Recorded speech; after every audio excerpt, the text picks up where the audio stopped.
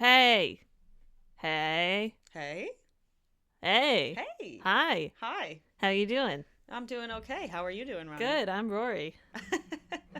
And I'm Ronnie. No, I'm kidding. I'm Rory. And I'm Roni. And this is Have and have not. the show where we do what, Ronnie? A show where we make the other person suffer. Yeah, well, in this case, it's me suffering once again. So we're back, and we are talking about Kingdom of Ash, which is the last book in our Throne of Glass saga. But this has to be split in part 1 and 2, unfortunately, because the book is so damn long and so much happens in it, which only prolongs my suffering because you have no idea how badly I want this out of my life.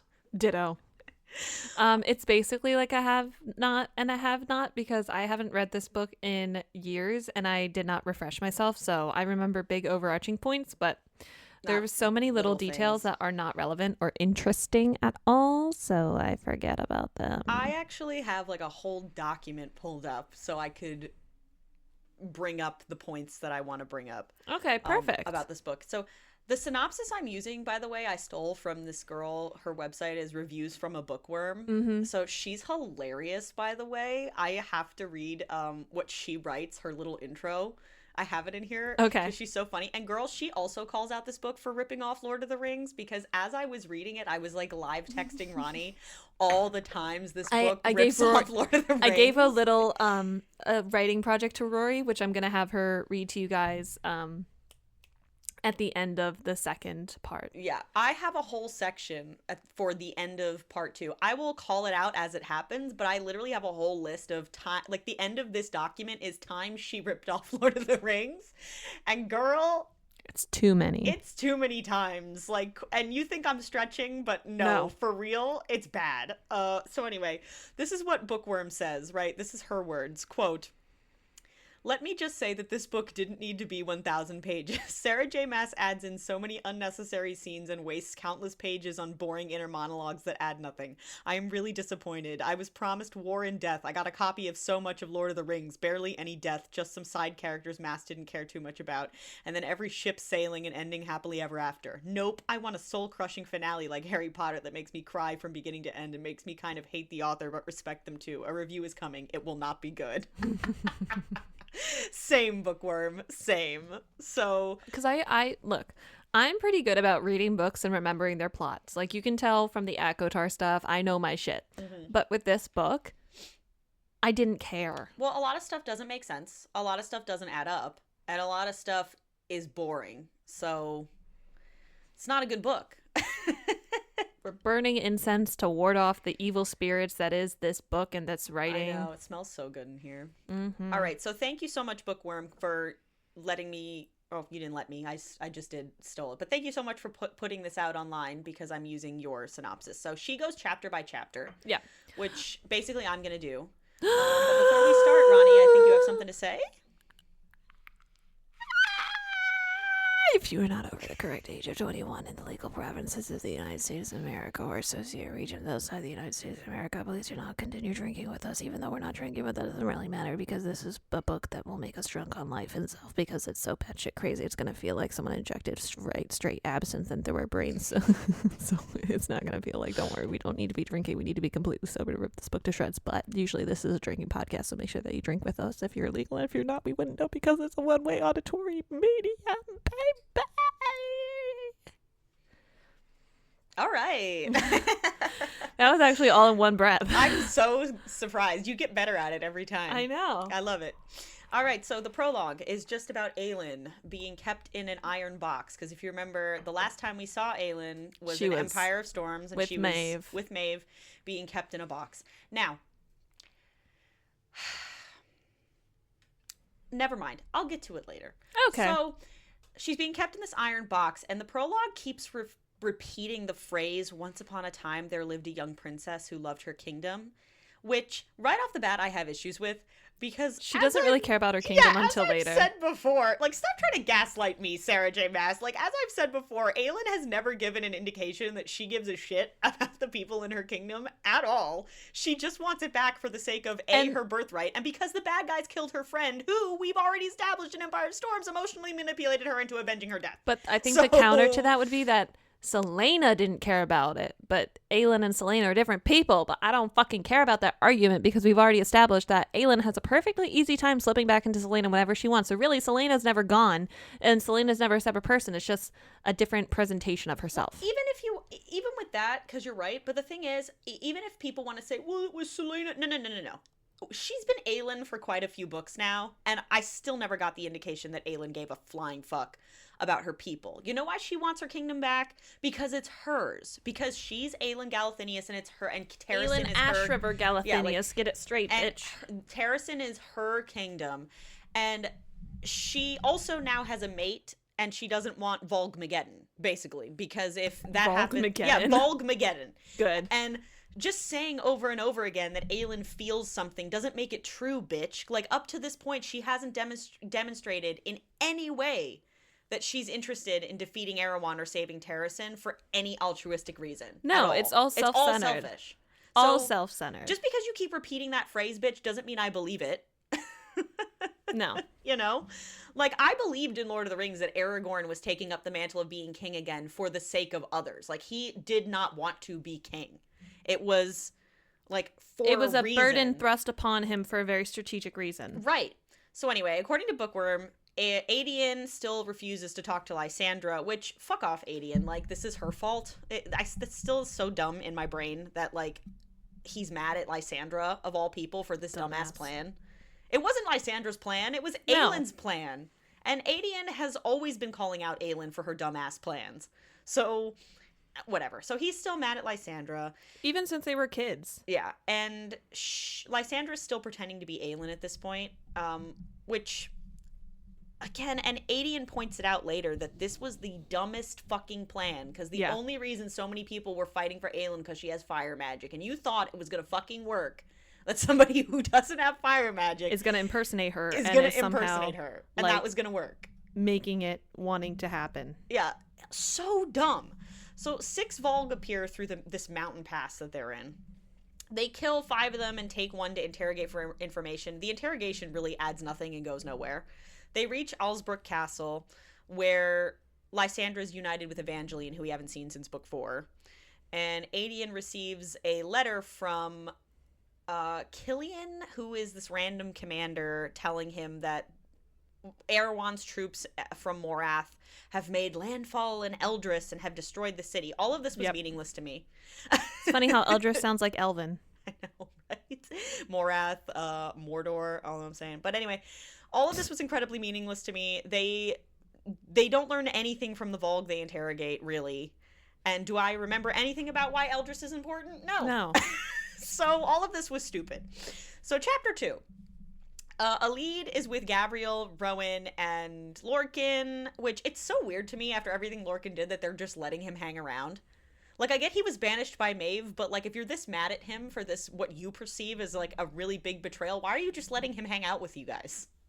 You know what I'm saying? Because plot convenience. It's so dumb, and they're hanging out near Doranel, which feels risky because that's where Maeve is.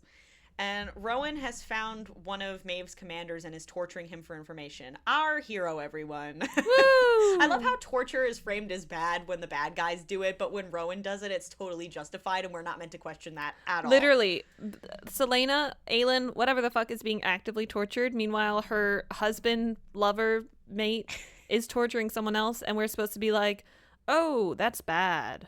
No, it's not bad. You're just, like, bad at writing. Yeah. Look, this is what I wrote in my note for chapter 2.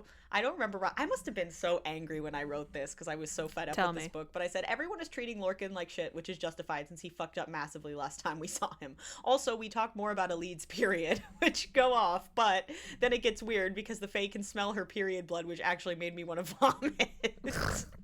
Like, why was that necessary, guys? That was really gross. All right, so chapter 3. Aelin, we're back to Aelin, where she's been left chained on a stone altar, and Fenris is one of the Fae that has been around this series, who wasn't very important up until Empire of Storms when he was hunting Lorcan, and now he's with Maeve again. He's the one who's got a twin brother who is also is blood sworn to Maeve. Used as a kind of bargaining chip. Yeah, so Fenris has been ordered to stay and watch his watch Aelin in his wolf form, and his punishment basically for sympathizing with her is to watch her be tortured every day. But again, this feels like a really stupid plan. Like, why would you put the person who you know is sympathetic to Aelin, like, be the guy who's guarding her all the time? Wouldn't he try to help her escape? Because that's exactly what he does, is try to help her escape. like, is Maeve actually an idiot? Because she concocted this very elaborate plan in book 5, and now she's acting like a big dum-dum. And the reason why she's torturing Aelin is because she's mad that Aelin won't work with her on her own devices, but she never actually tried to pretend to be the good guy, because they actually have a very common interest, which is we will get to that, bitch. I have so much to say about Maeve, because Maeve, I'm convinced, is what everyone was talking about when they said, oh, when things get revealed in later books. Like, when I would complain about how things don't make sense in the earlier books, and people were like, well, you gotta wait till the later books. No, it's stupid. Because once everything with Maeve is revealed, Maeve, to me, is the biggest eyesore of this series, in that it's very clear she had a very different intention as to what Maeve was supposed to be. Like, I'm genuinely convinced that when she wrote the first book, the big baddie of the book was supposed to just be the king of Otterland. And then when she expanded the world, she maybe thought, oh no, it's going to be Maeve. But then she was like, is that a bad look that the ultimate bad guy is a woman? Probably. So I'm going to give her a semi-sympathetic backstory, even though I'm also going to kind of make her a villain. And ultimately, I'm going to not know what to do with her in any case, because I can't decide what she is. And then Erewhon and his evil brothers will get to be the bad guy. Teehee. Like, that's what happened. Even though she's the one who's actively torturing our main heroine. For no reason. This is not in her interest at all to be doing this to Aelin in any way. It's very stupid, and they give her food and water that's laced with iron so she can't use her powers on anyone, and Maeve is torturing her and trying to convince her to swear the blood oath, which it's still unclear at this point in the book what Maeve's motives are. No. And we know she's a Vold Queen since we read Tower of Dawn, but her actions at this point still make no sense. Because, like, but I said in my notes, never fear, the reveal that happens later is disappointing and infuriating. But also I thought that to justify the fact that Aelin got captured on purpose, that she had some other ulterior motive. Like, when Aelin gets captured in Empire of Storms, I thought, because it was so stupid, that, oh, this is going to be Aelin pulling another Aelin plan. Like, she's getting captured on purpose for a reason, right? Like, I thought that, given what I know about Aelin and this series so far, that it seems a little too convenient and really stupid and flimsy why Aelin has to be captured. So I was like, oh, this is Aelin pulling an Aelin, and she's going to have No, this is actually Aelin. Nope. This is her completely giving up. After... So even when I give Sarah J. Maas a bare minimum a modicum of expectation, she fails me again. It's actually ridiculous, because like, my expectations are in hell, and she still managed to disappoint me. Every other time this has happened, she has every other time that Aelin has been captured, she's had a way out. Why is this the time when she has a mate behind her, when she has a kingdom that's gonna support her, when she has people on her side who are powerful and strong and whatever? Why is it now that she's giving up? And also, I thought too, like, as I was reading the beginning of the book, I was like, oh, then this whole stupid plan with, like, Aedion telling Lysandra that the plan is stupid, like, that Aelin knows it's stupid, it's just a temporary thing, she's gonna come back. Like, I thought Aelin was gonna pull a fast one, and enduring all this capture and torture was for a very specific reason, and whether that be to, like, kill Maeve or get some information or whatever. But Maas, because Maas at this point has completely characterized Aelin as somebody who always has a plan. And from the outside, this whole plan she concocted with Lysandra makes no sense. So it would have been cool if it was at least justified, because there was an underlying plan that, like, she always has. But no, she's resigned to her fate. It's very uncharacteristic of Aelin for her to just fucking give up. And so it's like, for me, it's so infuriating, because even when I give this woman, like, the bare minimum of credit, like, she still manages to disappoint me. It's stupid. So bad. So bad. Our strong female character, everyone. She fucking gave up. Like, womp womp. Kill yourself. Like, this is so fucking horrible. I learned the sign for womp womp. Rory goes, womp womp. Nice. Like, Aelin at this point should just fucking unalive herself. Like, why are you even bothering anymore? So that's essentially what she's doing. This is her death sentence. Like, so stupid. So chapter 4. Manon and Dorian and the 13, which I will die on the hill that Manon and Dorian's storyline is shit. Like, Manon and Dorian's romance is stupid. I don't care what anyone says. I don't give a fuck that they're a fan favorite, that they made you cream yourself when you were like 14 and read this book series for the first time. Their romance is shit. It is completely based on sexual tension. Mm-hmm. There is no reason for either of them to be interested in one another. I don't buy it one bit, and I wasn't interested in it at all. And Dorian's storyline this book was probably the one that made me hate this book the most because it was the least sensical, but we'll get into it in a second. So chapter 4, Manon, Dorian, and the 13 are searching for the Kraken witches because we need them on our side, apparently. And Dorian is planning to seal the word gate because it could be either him or Aelin, but at this point Aelin's captured, so Dorian's like, well, it's gotta be me. And so, it's gonna be me. Yeah, it's gotta be me. So he's like, I just need to get the last word key, and then I'll sacrifice myself to forge the lock. He's going to sacrifice himself. No! Ron, no! Not what me. Is it? Not me. Not Aelin. Yo! But Dorian uses word marks. In this case, it's not Aelin. Not Aelin. May. Now, this, again, was another example of stupid shit because Dorian summons the ghost of Gavin. Again, we're talking to ghosts who never tell us anything useful. And he summons Gavin using word marks. When did you fucking learn those? When did you learn word marks? Plot hole. Like, when did he learn that? Because apparently, according to me, only people from Eelway who we never seem to speak to after Nehemia dies. A lot of shit happens in Eelway, and the Eelway people know how to use word magic and read word marks, but we never consult them ever again after Nehemia dies. Only Aelin, because of her time with Nehemia, knows how to read word marks, specifically because of her time with Nehemia. So where the fuck did he learn how to read word marks? He was possessed for like 2 books. When did he learn this? I can't with this fucking book. So Gavin doesn't want to tell Dorian where the last word key is because of what will happen to Elena, which fucking suck a dick, Gavin. You are actively going against what Elena wants if that's your rationale. Because literally this is all her fault. And she went out of her way to like re-alive Aelin specifically so somebody can forge this damn lock. So go fuck yourself, Gavin. Like, you're not being helpful. Nope. Like, this is all very nonsensical and stupid. But he finally tells Dorian that the third word key is fucking shock in Morath with Erewhon. So this whole time, apparently, Erewhon had 2 of the 3 word keys, and that wasn't enough for him to, like, do anything sooner. No, because the 3 word keys are the broken key. I know, but so you need all 3 keys in order to... But she establishes that the word keys have some powerful dark magic in them.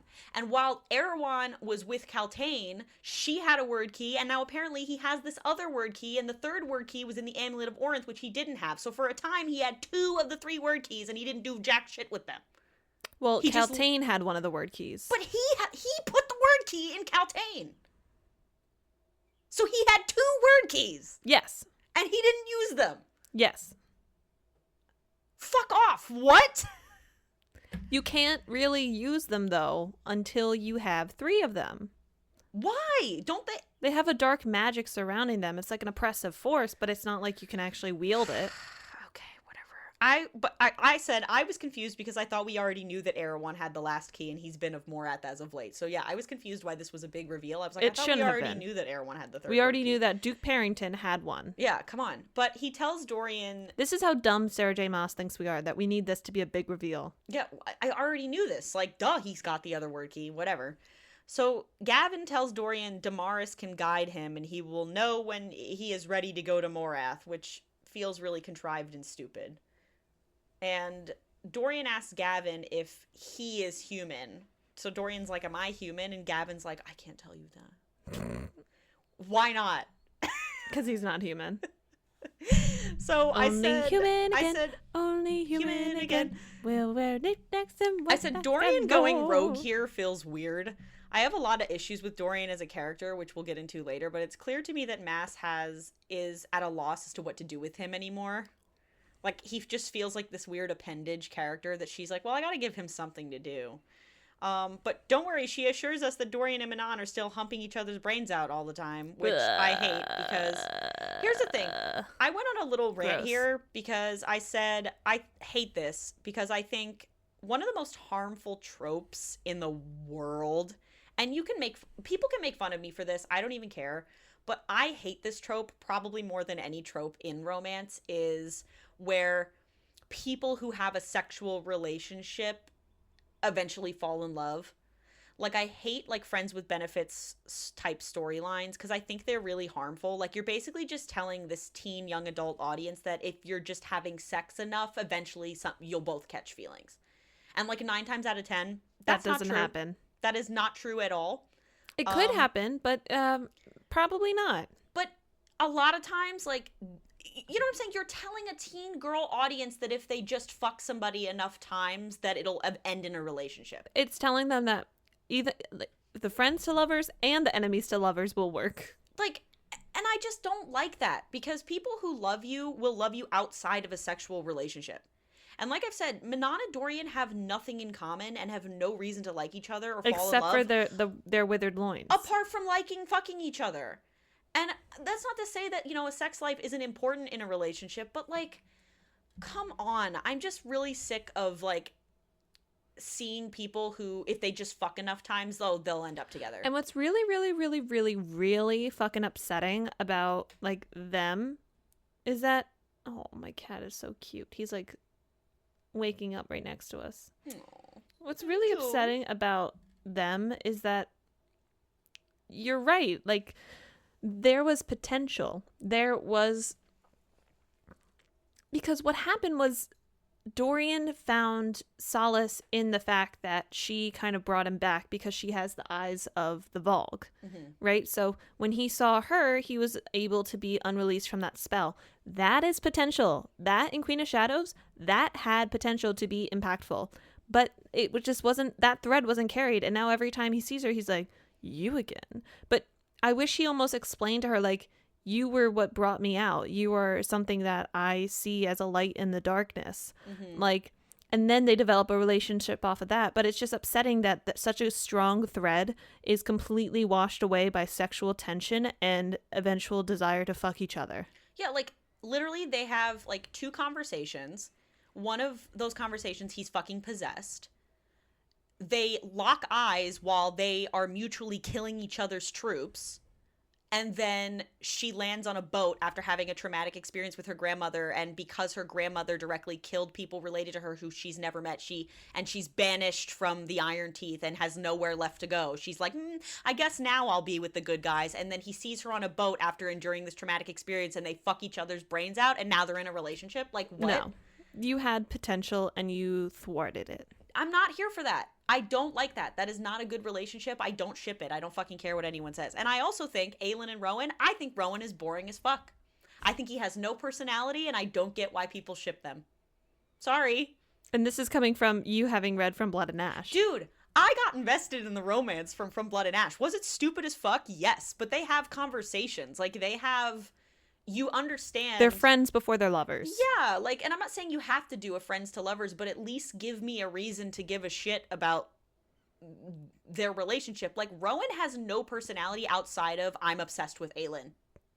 Like, Aelin's like, oh, so if I became an evil overlord, and Rowan's like, yeah, I'd totally support you. I'm like, the fuck? He's also, like, blood sworn to Aelin, don't forget. Yeah, I'm like, are you a man or a fucking husky? Like, why are you... Like, that is not attractive. I thought Fenris was the only dog here. Like, I don't get it. I really don't get why people were so enthralled by all the romance in this book series, because it's all shit. Yeah. There's not one couple I give a fuck about.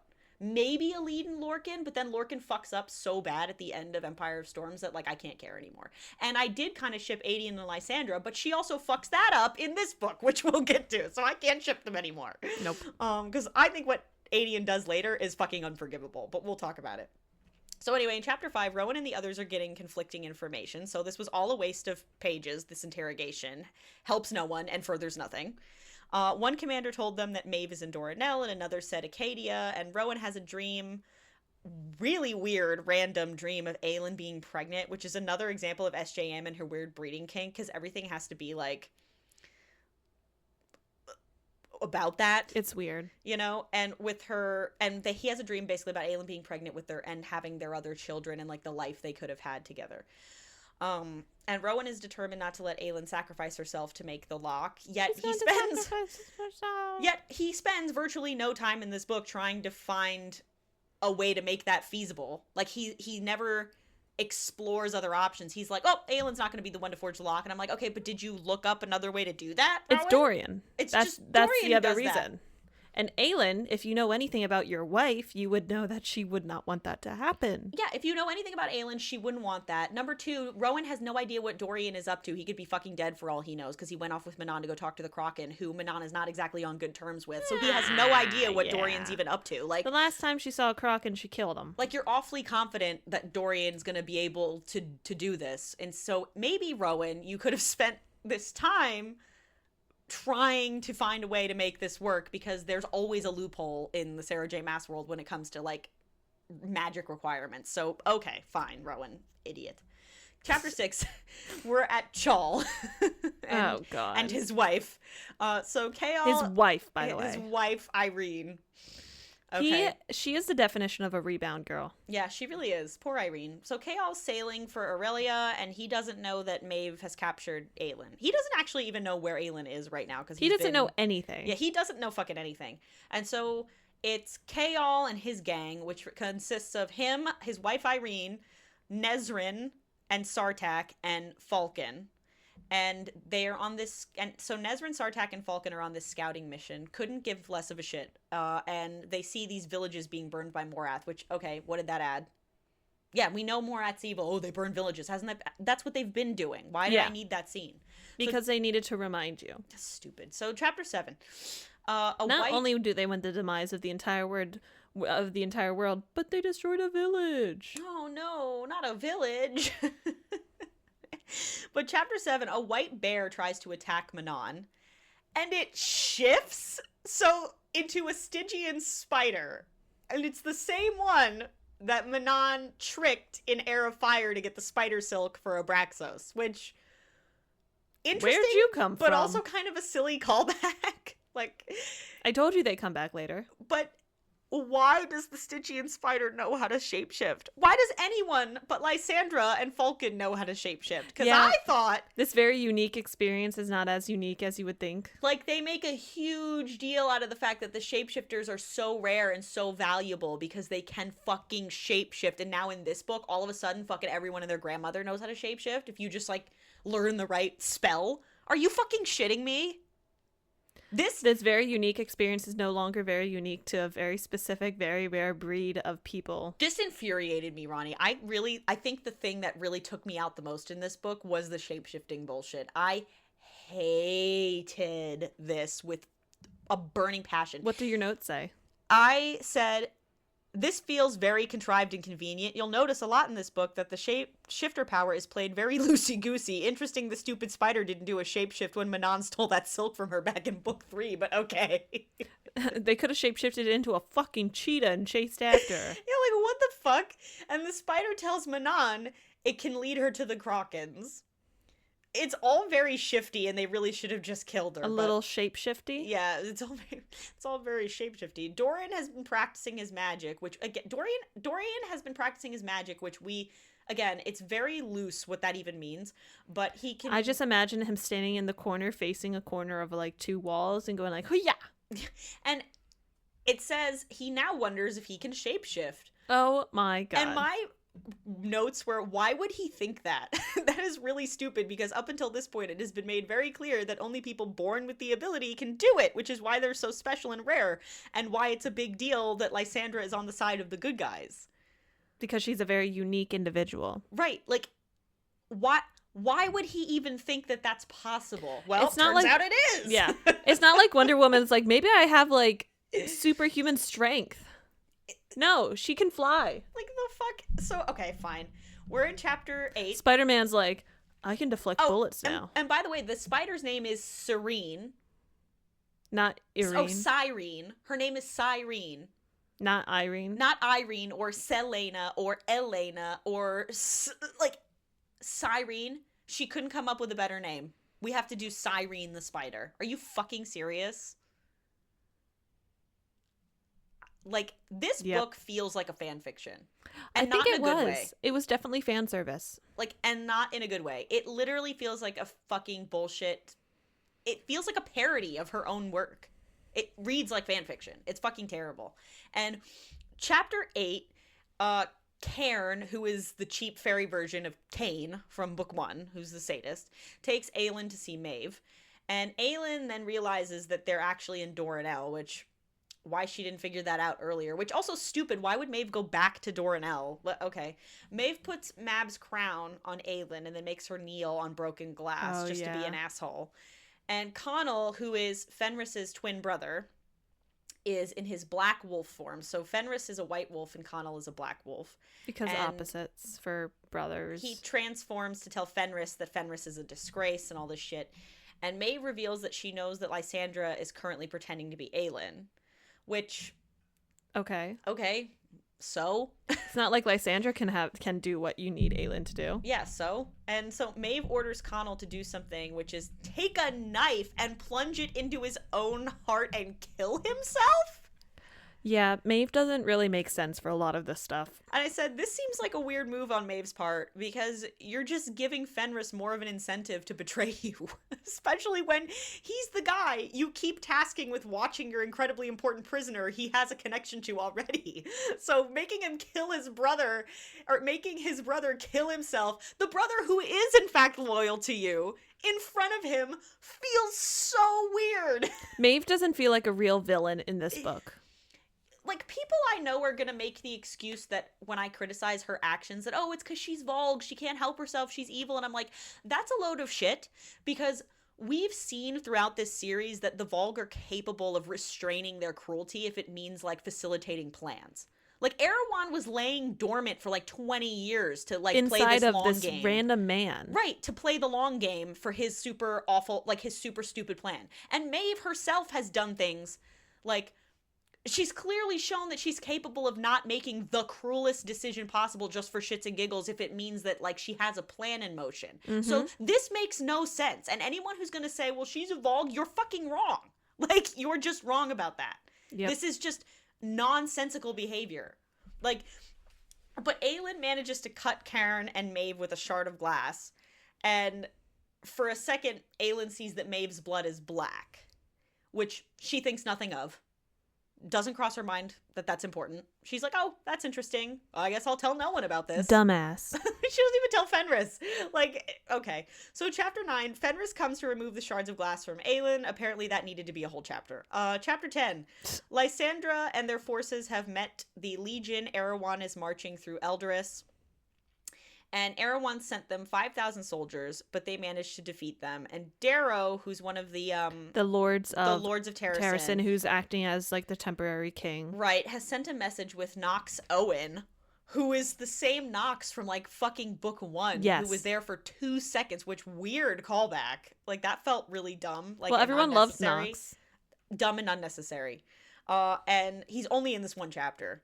And he tells Nox sends this message to tell them to bring the army and meet them the next day. And I wrote in my notes, Nox, like book 1 Nox, that was super weird and random. And he shows up for no reason. Does he become important later? No. He's just here. Oh, this is something I wanted to bring up now that we're getting into the army stuff. Ugh.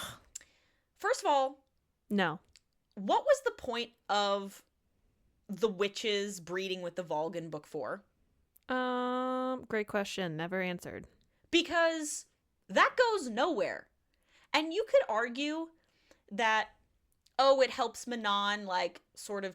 But I'm like, but that's really weak, because really what ends up happening is, like, yeah, it makes Manon feel guilty for, like, 2 seconds about letting witches breed with Volg, but ultimately Manon still would have turned on the good guys, because she still would have not killed Dorian regardless of whether or not that happened. That was completely unrelated. She still would have not killed Dorian when the witches attacked. She still would have let Astrid get called for execution. She still would have let Aelin get away. She still would have not let Astrid be murdered. Her grandmother still would have tried to kill her, and her grandmother still would have told her that she's really a Cochrane and kicked her out. So, like, ultimately that whole thing served no purpose except to rip off the Uruk-hai in Lord of the Rings. Like, and again, be a weird, dark, breedy, kinky thing that Sarah J. Maas is into. Because the witches and the Volg breeding is totally ripping off the Uruk-hai from Lord of the Rings. Yep. And I think that because it ends up serving no purpose. Now, what is annoying about that is that in all these war scenes, it seems like the Volg are just like throwing themselves on like the spears of the good guys. Like they don't really have battle tactics. They just seem to have mass numbers, which is confusing to me because it's established early on that the way that you control people, especially with minor Volg, is through the Volg collars. So how many fucking collars do these people have? Well, the collars are for the major Volg, I thought. Rings are with the minors. Well, either way, how many of like these fucking things do they have? Do you think that's what the result of the breeding programs was more Volg? But that was my point, is that what I thought she was trying to do with the witches breeding with the Volg was so that they didn't have to rely on the Volg rings and collars. They can just breed more soldiers. I think that's what it was. Which is literally what they do in Lord of the Rings, which is why they were breeding the Uruk-hai, was so they had an army that could move in daylight. Like, same idea. I thought she was ripping off Lord of the Rings in that way. But no, fucking Kaltain shows up and blows them all up, and that goes nowhere. So where are they getting them from? Where are they getting all these Volg collars and rings? Like, how many of them do they have that they have so many numbers that can overwhelm the good guys to the point where they're basically just throwing bodies on top of them during the battles? Like, this makes no sense. Obsidian's going to become an endangered, like, gemstone after this. How much fucking obsidian exists? I haven't seen any landscapes with volcanoes around. It's like the fucking daylight rings from Vampire Diaries. Yeah. It's like you don't have any lapis lazuli rings that are blessed by a witch until there's one witch, and they're like, you get a ring, and you get a ring. Yeah, I'm never going to get a ring. Yeah, it's so weird. I'm just like... This just, it doesn't add up in my brain. So all the war stuff is really stupid. But anyway, chapter 11 is Nezran and Sartak return to Chaol to report that there's like an army of 10,000 apparently that has been spotted, and it's marching to Aniel, which is where Chaol's from. Yeah. And they plan to march on Aniel and save them and then secure the Ferian Gap or whatever, and march to Terrasen after that. So apparently this is all makes sense if you are paying attention to the map, which I didn't give a fuck about. I just was going with it because I didn't care enough to pay attention to that. So Chaol and Irene plan to ride ahead on a Rook and warn Chaol's father that the Volg are on their way. And I said in my notes, so basically the big deal about all this is that Chaol is going to have to speak to his father, which is no good because Chaol's got some serious daddy issues. Mm-hmm. And his father is being a little bitch for like no reason. I'm like, there's some high stakes going on. Maybe you can get over your petty father-son drama when there's literally like an army of shadow demons coming to kill everyone. Okay. But he's pissy with Chaol that Chaol chose to be the captain of the guard for Dorian instead of like taking up the title for his family, which is stupid because he has another son who he likes better anyway. So I don't know why he's being such a douche to Chaol. Well, no one wanted Harry to be king. Like, it's like, how does that make sense? You know what would have been a really good way for that to make sense is if Chaol's dad was a fucking abolitionist and was like, you chose to give up your family title to serve a prince who was complacent in slavery. That would have been good. That would have made sense. Because let's not forget that Chaol willingly gave up his family title and chose to be the captain of the guard for a king who everyone hated and did bad shit and was also like a slave master. So just want to point that out. Yep. Chapter 12. Don't bring up the slaves again. I'm gonna have to, I'm sorry. But chapter 12, Aelin feels her mother is with her. She's kind of delulu right now because she's all like beat up and shit. And she hears her mom's voice telling her to be brave and not to yield. And Aelin is like fighting back and hammering on the iron box. And she like almost breaks it because, you know, Aelin's so badass. And this allows Rowan to feel a surge of power through the mating bond. And he realizes conveniently that Aelin is in Doranel. And I said, wow, isn't that convenient? It took 2 months for her to do that, even though she's been fed iron and shouldn't be allowed to do that. Or should she? And she's trapped in an iron box. Yeah, I'm not sure if the mating bond has anything to do with fairy powers, in which case this makes no sense for 2 reasons. A, why didn't she do it sooner? And B, if the iron affects her ability to use it, then how is it working right now? Correct. Because she has such a strong surge of power, because she's so powerful, because she's so amazing and awesome. I hate this. And Rowan says they need to lure Maeve away from Doranel so they can sneak in and rescue Aelin, which... Given Maeve's characterization as being like this really smart character, it's so weird that she falls for this dumbass plan. Like, this is so dumb that this works. So chapter 13. The spider has led Manon and the others to the camp of 75 Kraken witches, and Glennis is the witch that the Krakens answer to, and she happens to be Manon's great-grandmother. awkward family reunion where everyone really underreacts to the fact that Manon's the one who murdered their beloved princess, Rhiannon, who happens to be also her sister. Everyone is like weirdly cool about that. Chapter 14, an Iron Teeth patrol has found Manon and the Krakens, and it's two Yellowlegs covens who are still working for Erewhon and the Vault and shit. And so Dorian is almost eaten by a wyvern, but he turns his body into solid flame and burns through the wyvern. Which is kind of the exact opposite of what his powers should be, which is ice. Which she establishes already he's better at the ice magic, but never explains why. And Manon swears she did not lead the Iron Teeth to the Krakens, but she's totally lying, and Dorian knows she's lying. The Fae of this universe have elemental magic. Mm-hmm. So is he part Fae or some shit? We never learned that. That's my theory. Yeah, we never learned that, but we know he's a descendant of the Fae mm-hmm. because he's related to Gavin and Elena. Mm-hmm. So he is a descendant of the Fae bloodline, but it's never actually said that he's Fae. He's just an ancestor. But Fae in this universe have elemental magic. Think about Selena. Yeah, but it's all Aelin. Very weird that Dorian is this powerful. Yes. Like, it's just weird. But so anyway. But I thought for a while that he was part Fae because he had elemental magic over ice. Yeah, but she never confirms that. Exactly. So, oh well. But the thing is that the big deal is that Manon lies to them. She purposefully led the bad Iron Teeth witches to the Krakens so she could kick the shit out of them and prove to the Krakens that she's on their side. Because she's a bad person. Which is extremely manipulative. And I said, this would have been clever, but it feels like something a villain would do. I was like, I don't know, it just rubbed me the wrong way. Manon is supposed to be like trying to be all reformed now, and doing something so dishonest and underhanded, even if it's allegedly for a good reason, still feels a little weird to me. But okay, whatever. SMH. Yeah, so shaking my head. Chapter 15. Glennis is Manon's father's grandmother, which, okay, whatever. And her father's name was apparently Tristan. The Cochrane King? Yes, the Cochrane King. And Manon meets Prince Bronwyn, who's her cousin. And Bronwyn says the Krakens will never recognize Manon as queen. And I was like, fair. Why would they? Dorian realizes that the spiders are actually Volg also. That can shapeshift. And I said, my issue with this is that every character ends up finding out the same information other characters already found out, completely separate and unrelated.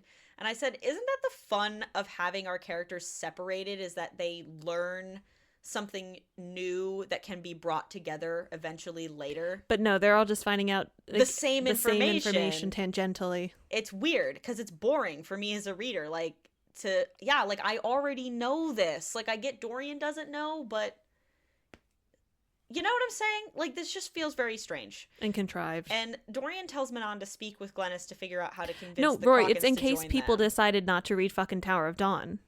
You think so? I think so. That's fucking hilarious. Because why else would Aelin put that note of like, oh, black blood?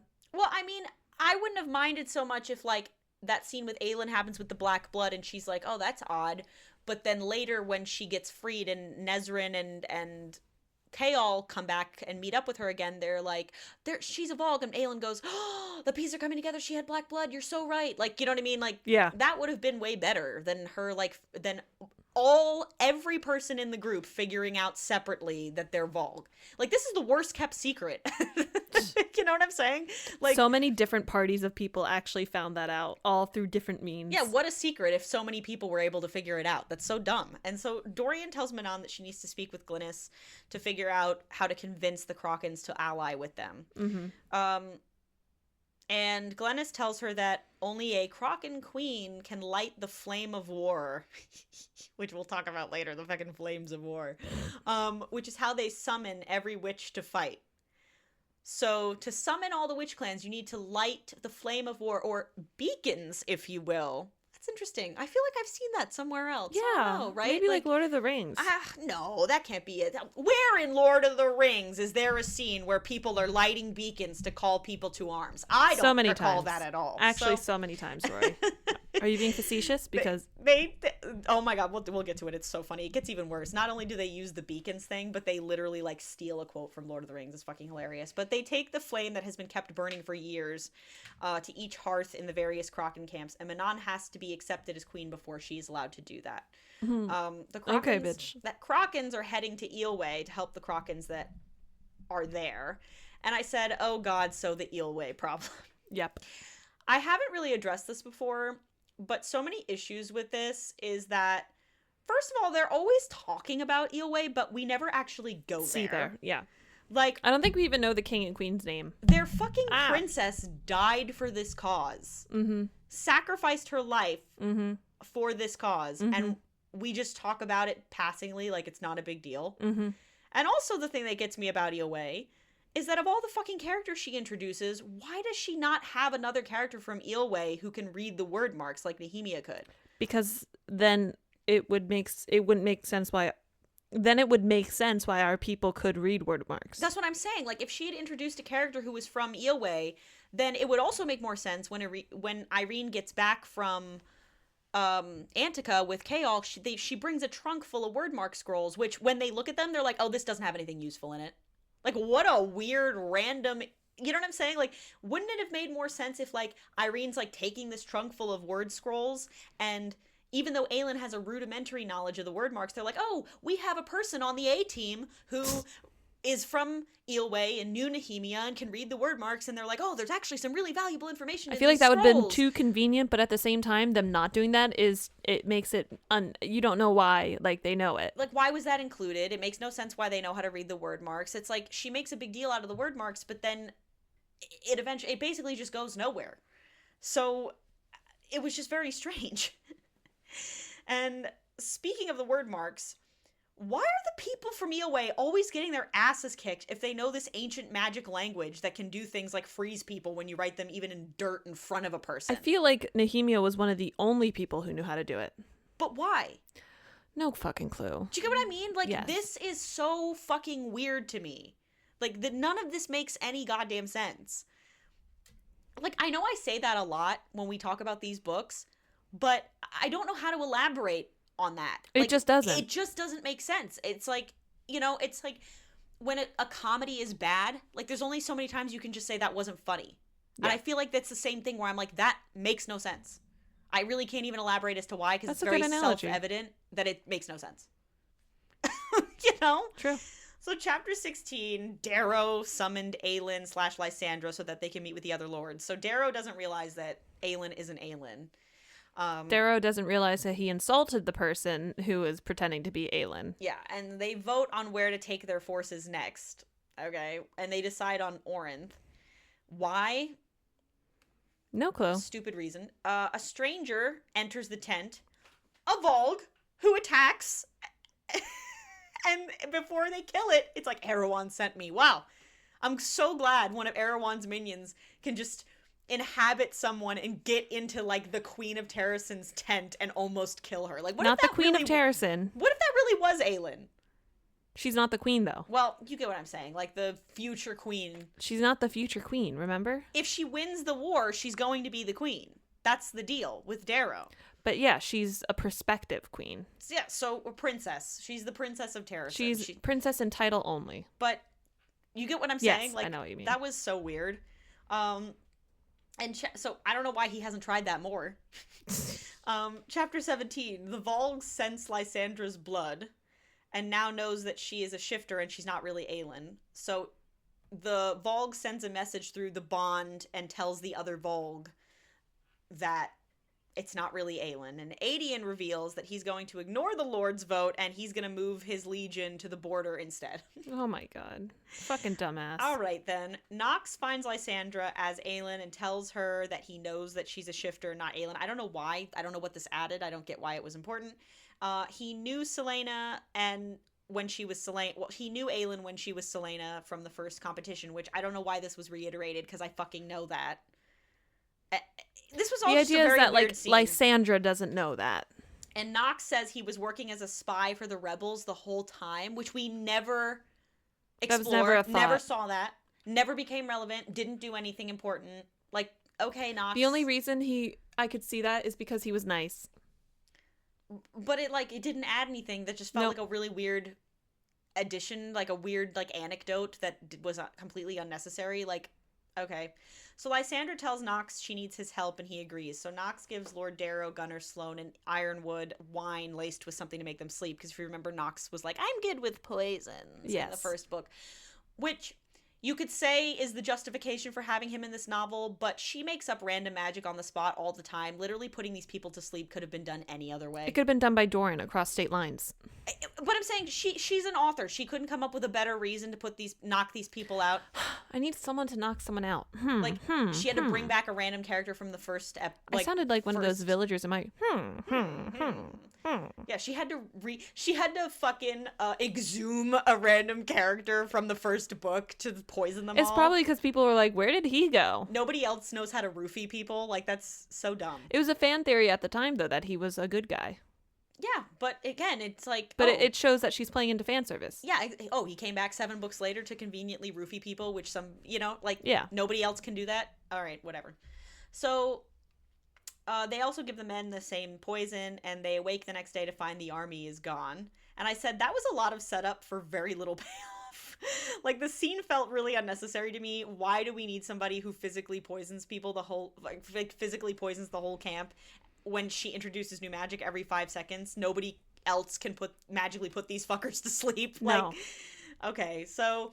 Chapter 18, Chaol and Irene arrive in Aniel, and they meet Chaol's father. It's a very weird scene, and informs him that 10,000 Morath troops are marching for Aniel, and they need to ready their men. It's very Helm's Deep.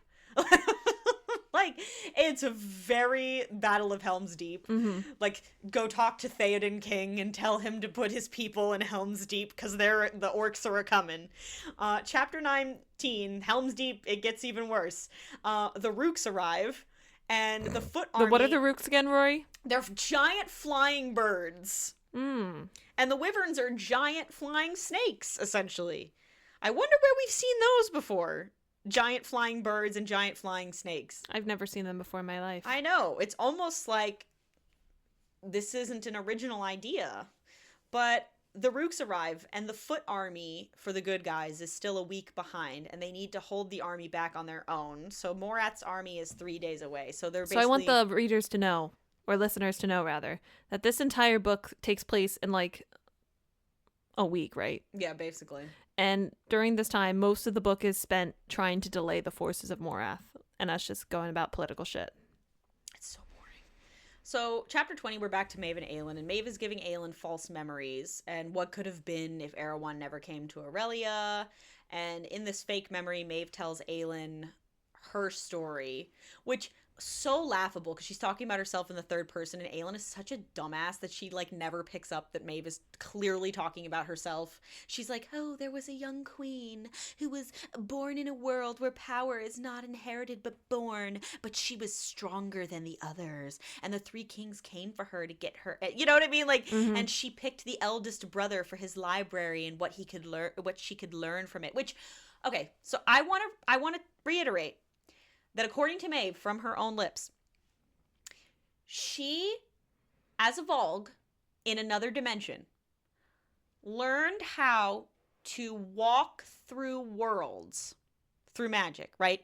Let's remind everyone that Erewhon needs the 3 word keys to be able to open a portal from this other dimension where the Volg are from to let his brothers into the world, right? Yeah, she can do it. But she can do it without the word keys because of what she learned in her ex-husband, Orcus, who's Erewhon's brother, in his library. So this information is just sitting in Orcus's library. And these fuckers are like... how do I do it? Searching for word keys? When this information is just readily available in a library. It's just dumb. They could just figure it out at any time. What? I was like, I didn't even know what to say to that. That was really stupid. But apparently Maeve learned that there were other worlds than her own, and like she wanted to get away from first of all, she wanted to get away from Orcus, and she wanted to get away from her dark world because she heard about lands where the sky is blue and the land is green, unlike the dark world where she comes from, and she learns the spell from the library. And I said, are you fucking kidding me? Why would that information just be in Orcus's fucking library? And that seems like it would kind of be like a blasphemic book.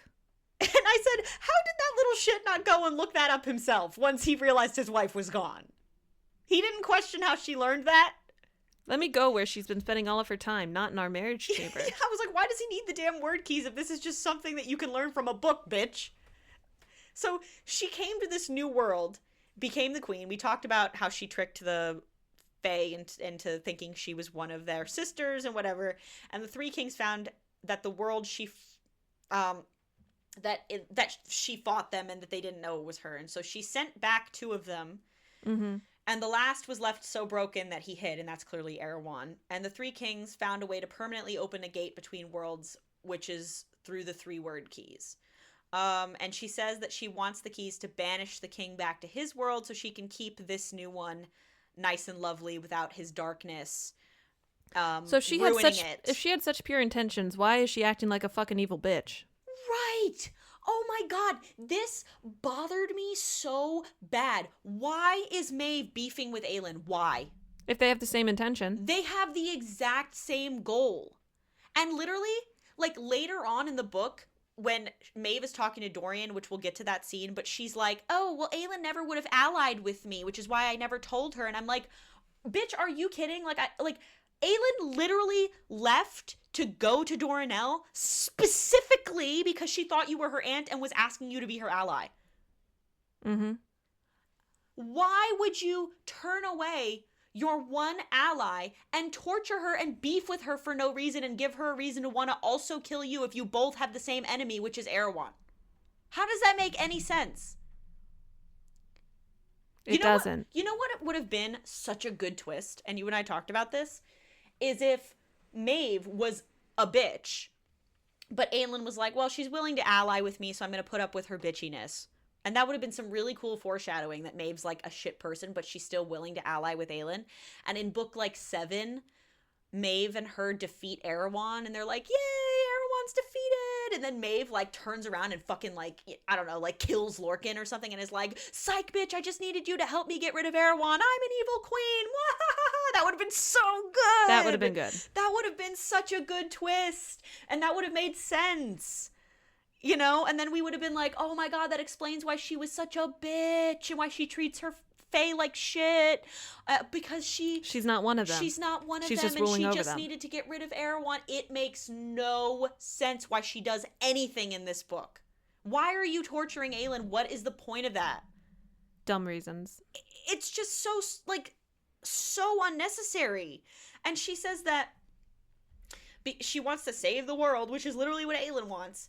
And she plans to go and retrieve a Volg collar. Oh, and people I know are going to say, well, she wants Aelin under her control. She doesn't want to work with Aelin. And I'm like, well, you can't have everything all at once, bitch. And clearly she's not a stupid character. We've already established she had this whole, complicated plan in book 5. If Aelin was close to you, if you pretended to be her ally, then maybe you could have gotten a Volg collar on her or something. Doing this makes no... Aelin's guard would have been down. Exactly. How does this make more sense? There's so many ways I know people are going to be like, well, no, bitch, no. There is no explanation you can give me that makes more sense than what I just said. There is no way that is what she's doing, making an enemy of Aelin is a better plan. It's not better. There's no way.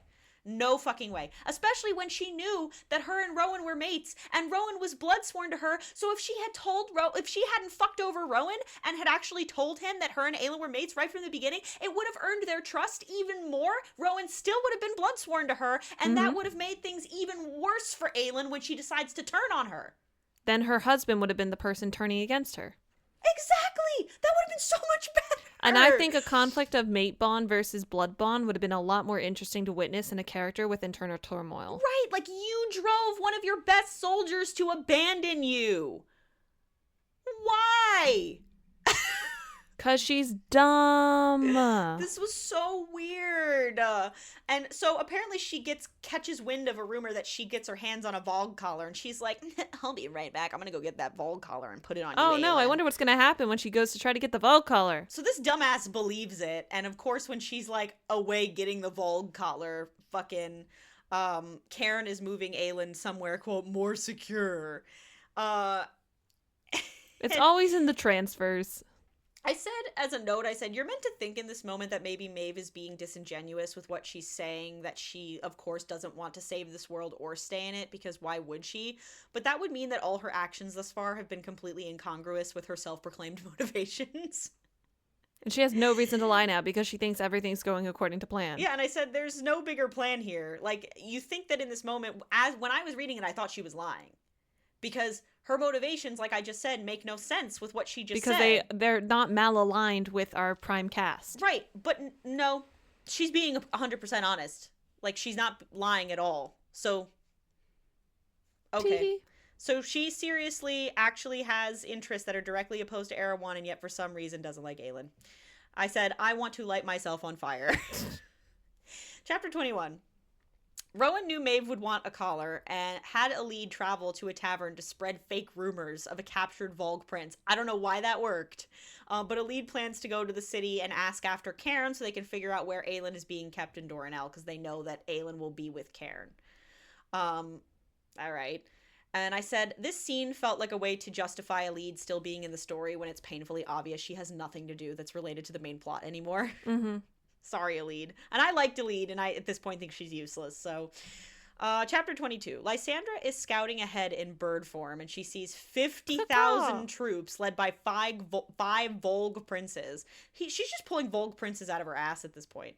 And they're marching towards them. How many princes does this fucking land have? I don't know. And apparently there's not only princes, but there's fucking princesses, which we said in the when we did Tower of Dawn, we were both confused who was inhabiting Duva. It wasn't a Vogue prince, it was a Vogue princess. Yes, we knew that one, though. Which, when they talk about the Vogue princesses, also makes no sense, but we'll get to it. So, they only have so this army only has 25,000, and the Vogue army has 50,000. So again, it's very Helm's Deep, where they're hopelessly outnumbered, and they begin fighting and are being destroyed by the Vogue, but still, Lysandra / Aelin doesn't use her fire magic, and the soldiers are like, why aren't you using your fire magic? And also, it feels weird to me that Lysandra thinks she can get away with pretending to be Aelin just from a fighting perspective. Because Aelin is like a... trained assassin. Yeah, like a decades-long trained assassin. Like, Lysandra's just a shapeshifter. Where would she learn how to have the, like, skills to be effective in combat? Like, just because you look like Aelin... She knows some stuff from, like, living with Arabin and that stuff, but... But it's not the same! No, not in the slightest. Yeah, like, why would you... There's so many reasons why this doesn't make sense. But chapter 23... And I said, okay, this whole chapter was very weird in my notes. Elide finds a tavern with faced soldiers stationed there. And she lies and says her name is Finula and that Cairn told her to meet him there. And Finula, which is another Irish name. Yeah, and they said they won't tell her where Cairn is, but reveal that Maeve has left Doranel. Which, why would she go herself to go get the Vogue collar? That feels very weird. It feels like it's a very... nice plot convenience for someone to escape. Yeah, what the fuck? Okay. And Elide leaves, and one of the Fae follows her and says her name is Asar and that she should stay away from Cairn. Which felt like a useless scene because, like, we already know Cairn's a horrible person. But they don't know. All right, whatever. But, yeah. Asar reveals Cairn is at the Eastern camp, and she knows that Elide is with Rowan and Lorcan, and recognizes their clothes on Elide. So Asar was Lorcan's lover for a while, and I said, why was this relevant? Like, this didn't... Like, who gives a fuck? Was this all necessary information? Elide cares, I guess. There was no more concise way to have this information be given to Elide, except giving you this whole backstory about this random person, Asar, who used to fuck Lorcan and recognize... You know what I mean? Like, what? And we also learn that Asar has a sister named Drisenda, and they tell her that the watch is the weakest at dawn, and Asar reveals she visited Mistward in the spring and met Aelin there, which is why she's helping them. Okay. All right. Not. I just feel like there's a much more neat way this could have come about. This just feels very, like... contrived. Messy. Mm-hmm. Like, all right.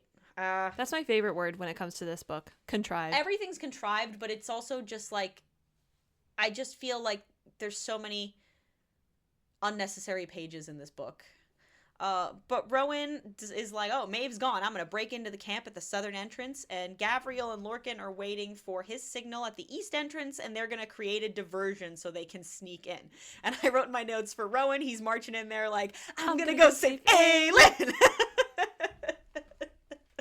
So yes, our fucking heroine, everyone, gave up is completely resigned to her fate. And now a man needs to save her. And a man is going to come and save her. So that's great. This strong, independent female that we've loved up until this point. Who always has a plan. Who always is one step ahead of the bad guys. Has no plan and is going to get saved by her husband. Correct. Sweet. So chapter 24, we're back to Dorian and Manon, and the Krakens and the 13 are now at an ancient camp where the 7 great hearts of fire are there, and Dorian is still trying to learn how to shapeshift, and I just said, how? How is he able to learn to shift? Why are there certain types of magic limited to what you can learn from library books, and other types of magic are genetically predisposed except when they're not? Like, apparently this kind of magic Dorian can just figure out on his own. The fuck is happening here? It makes sense that he can shift. Mm-hmm. But not into anything. What? He's not shifting into one form. Mm-hmm. It makes sense that Dorian, who appears to have some fey blood in him, can shift. Like Fenris and Connell can shift into a wolf, but it that's doesn't the only form they have. Exactly, and same with I was about to call her Fey, right? With Aelin. Mm-hmm. But it doesn't make sense why. Just because Princey Boy thinks he can shift into anything, he can shift into anything. Right, like I'm saying, like that they make clear that there's like certain types of magic that you can only learn from a fucking book. Like you had to learn it in a goddamn library, and then other magic you're only genetically predisposed. But then except now you're not. Yeah. Like why does he think he can just do that? Like he believes hard enough, like I believe, Tinkerbell, like, you know, clap your hands, and he can shapeshift. That's so weird. It makes sense that he can shift, but it doesn't make sense how he can shift to anything. Yeah, like what? And so Glennis gives Manon 3 brooms, and I said the broom thing is very silly and tonally dissonant from the rest of the book. Like they weren't witchy enough before. Yeah, like, and side note, if these Krakens are usually hunted by Iron Teeth, why do these bitches wear incredibly conspicuous red capes? It's like a beacon. Okay, and so she gives her these brooms to deliver to the Krakens throughout the camp, and Manon knows they must be important for some reason, you know. All right. And Carson is... Yeah, to go... across the night sky. I'm so sorry, Beans. I'm so Beans. Carson is another character who's really useless and is a Kraken, and she's watching the wyverns and reveals that Abraxos and Nerine, who's Asterin's wyvern, are mates, and I just wrote, who the fuck cares? And we also find out that Rhiannon Kraken's crown of stars was stolen from her dying body by Baba Yellowlegs and hasn't been seen since. So Baba has it? I guess. Had it. Or had it, I suppose.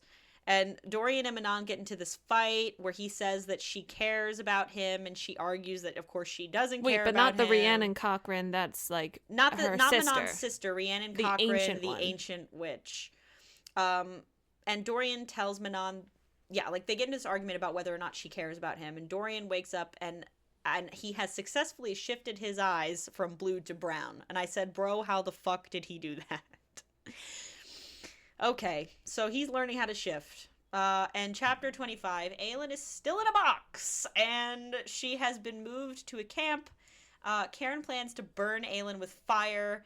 Aelin believes she has found a way that she can get Karen to kill her so she can just, like, end all this.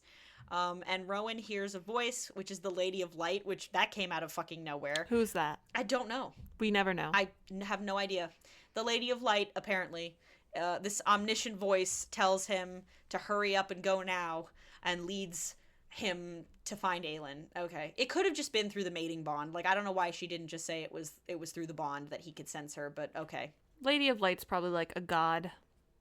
Whatever. Chapter 26, Aelin toys with Karen, says the guards talk about him and call him spineless, which, why he would listen to her bullshit, I don't know.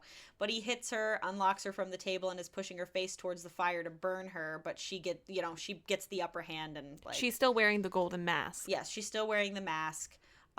Fenris tries to fight against the Blood Oath, which is a big no-no, and because if he severs the Blood Oath, it will kill him. But it's weird because it was never established before that you can even sever the Blood Oath. It was always proposed as you cannot do this. Yeah, so it's weird that she's kind of retconning that now, that, oh yeah, you can sever the Blood Oath if you try hard enough, but it'll kill you. And so Fenris is fighting Cairn, and he eventually severs the Blood Oath completely, which is very convenient. And Chapter 27, Cairn and Fenris are still fighting, and now that Fenris is freed from the blood oath. He only has like so long to live, so he's got to kill Karen real quick, which he doesn't do. And Aelin uses a burning poker to break the chains on her feet and fucking books it out of there. And so now yeah, she's you could running. say that Aelin, yeah, quote unquote, frees herself, but like not really. Until this moment, she has been resigned that she will die. Yeah, it's like, all right. And even in the end, she really doesn't. So chapter 28, Aelin escapes. She's like fighting soldiers and heading in the opposite direction of Rowan, which was actually kind of funny. But this was all written very confusing. I want you to know that I didn't quite understand how this all played out until I was reading this synopsis, because the way she writes all her action is very weird. So Lorcan sees Aelin. Lorcan's the first one to spot her, and there's 10 soldiers around her because she killed them all. With what? I don't know. I guess the poker she had? Okay. And Rowan finds them, and Aelin is, like, pleading for Rowan, so Rowan and Gabriel head back to the camp for him. And Bookworm's like, it felt like they found her and got her out super quickly, but it has been 250 pages. It is. It's been a quarter of the fucking book. But in all honesty, it was weird that she was captured for... This book is very long, so as much as that's like, oh, it sounds like a lot, she's freed pretty quick, and she was only captured for like 2 months. Yeah. So, I don't know. 2 months that we conveniently don't see in this book. Yeah, I don't know. I feel like she got freed real quick. Like, oh yeah, the last we saw of Aelin, she was getting carted away, captured by Maeve, and she's freed like pretty quickly into this. It's funny how as book. soon as they realize she's in Doranel, that she's saved within a day.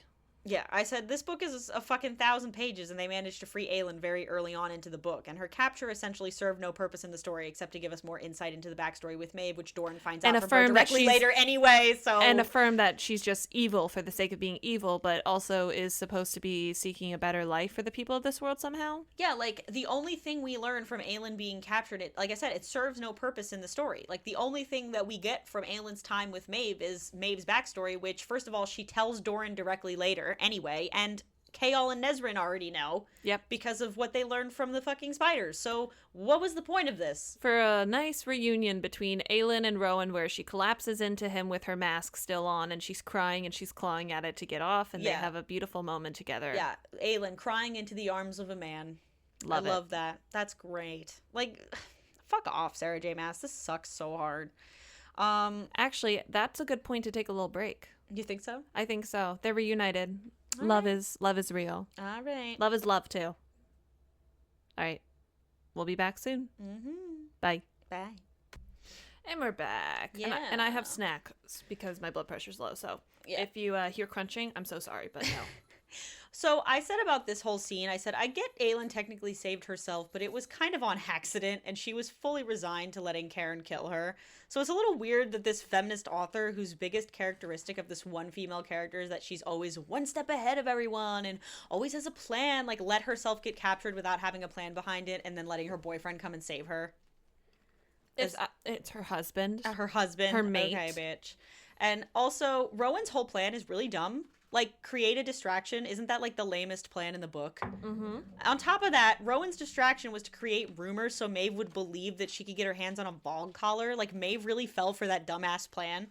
Like, Maas does this all the time, where she has characters who craft these insanely convoluted, meticulous plans, where, like, all the pieces fall into place just perfectly, and they've thought of every variable, and then they get, like, schnookered by some stupid shit like this.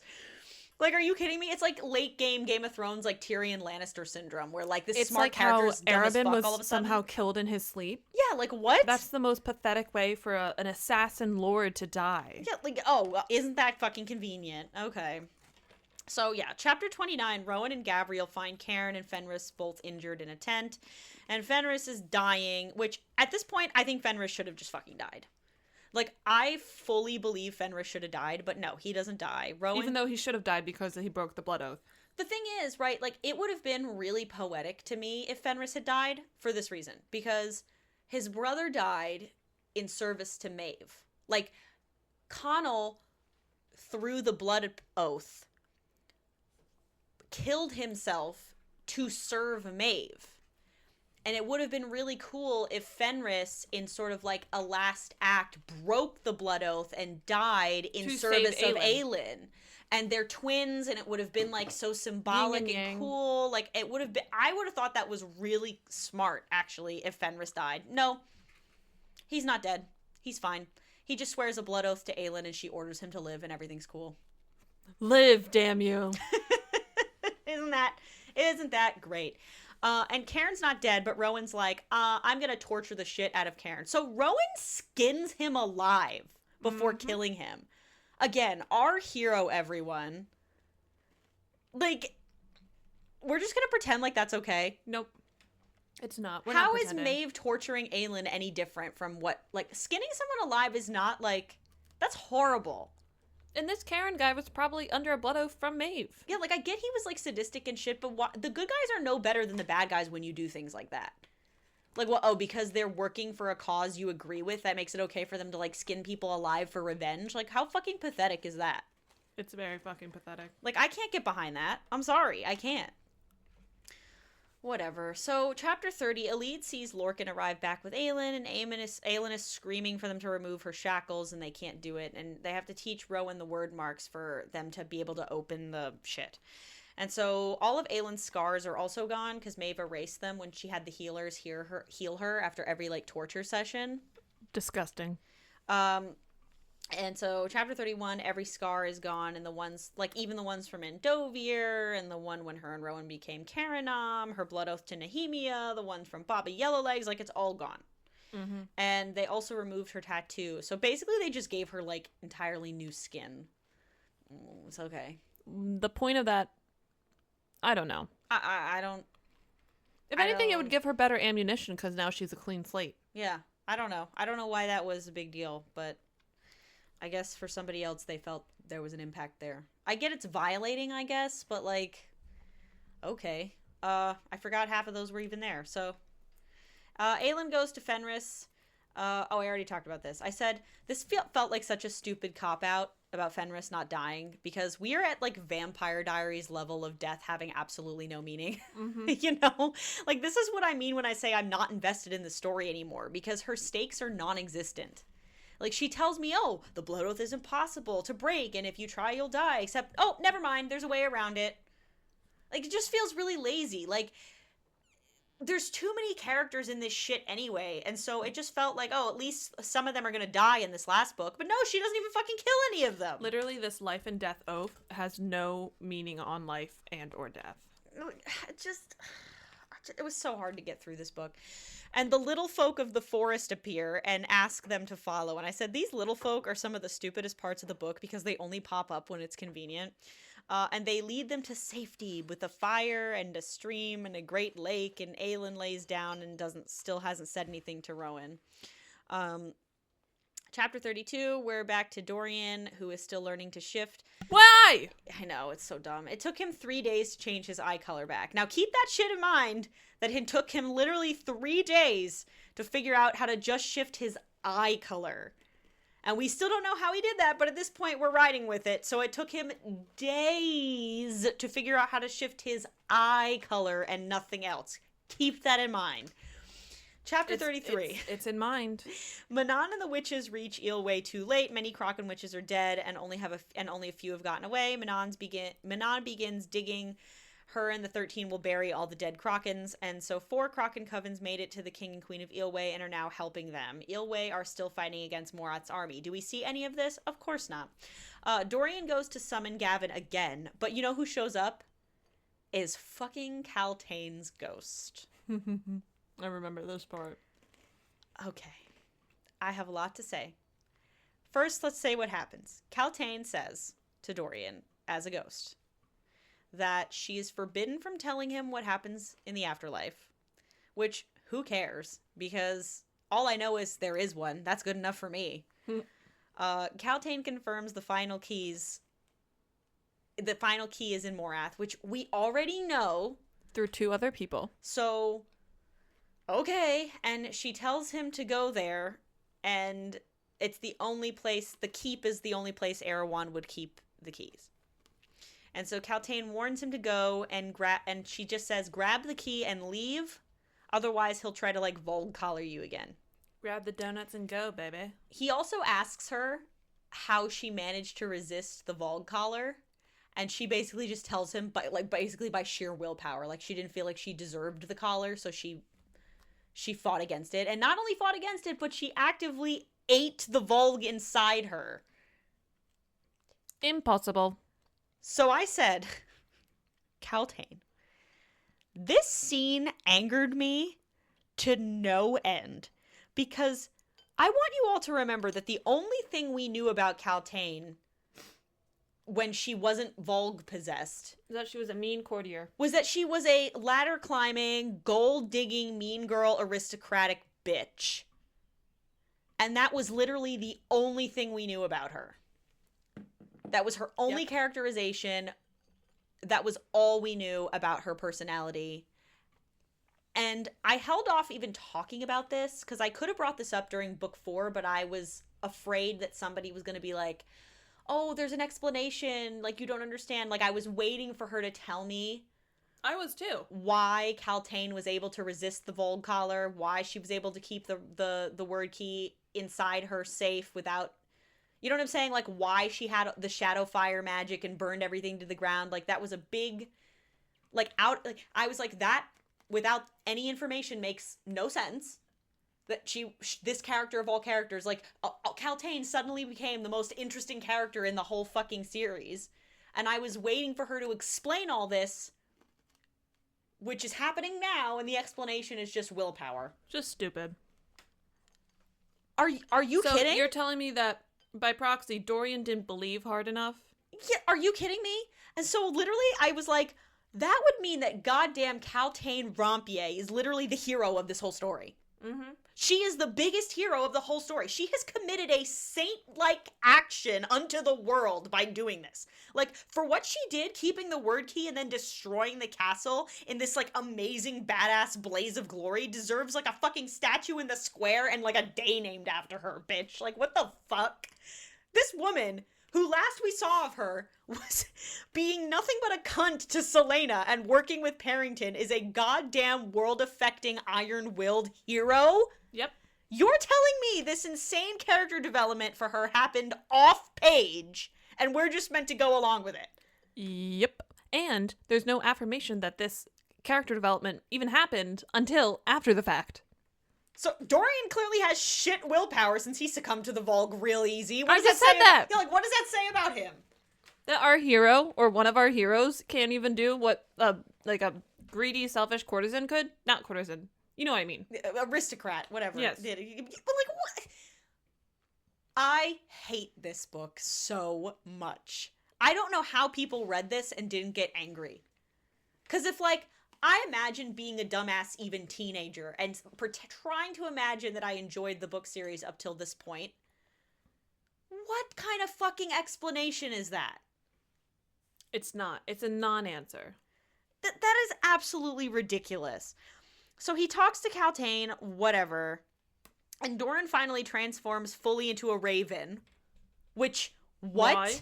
It took him 3 days to figure out how to shift just his eye color. Now he's like fucking, like, Caca! like, caca, yeah, like, all, like a full-blown raven. Okay. All right, so. I imagine him as, Lucifer from Hazbin Hotel, just like, Yeah, like, shape-shifting just in the air, yeah. like, woohoo, woohoo, woohoo! Yeah, what?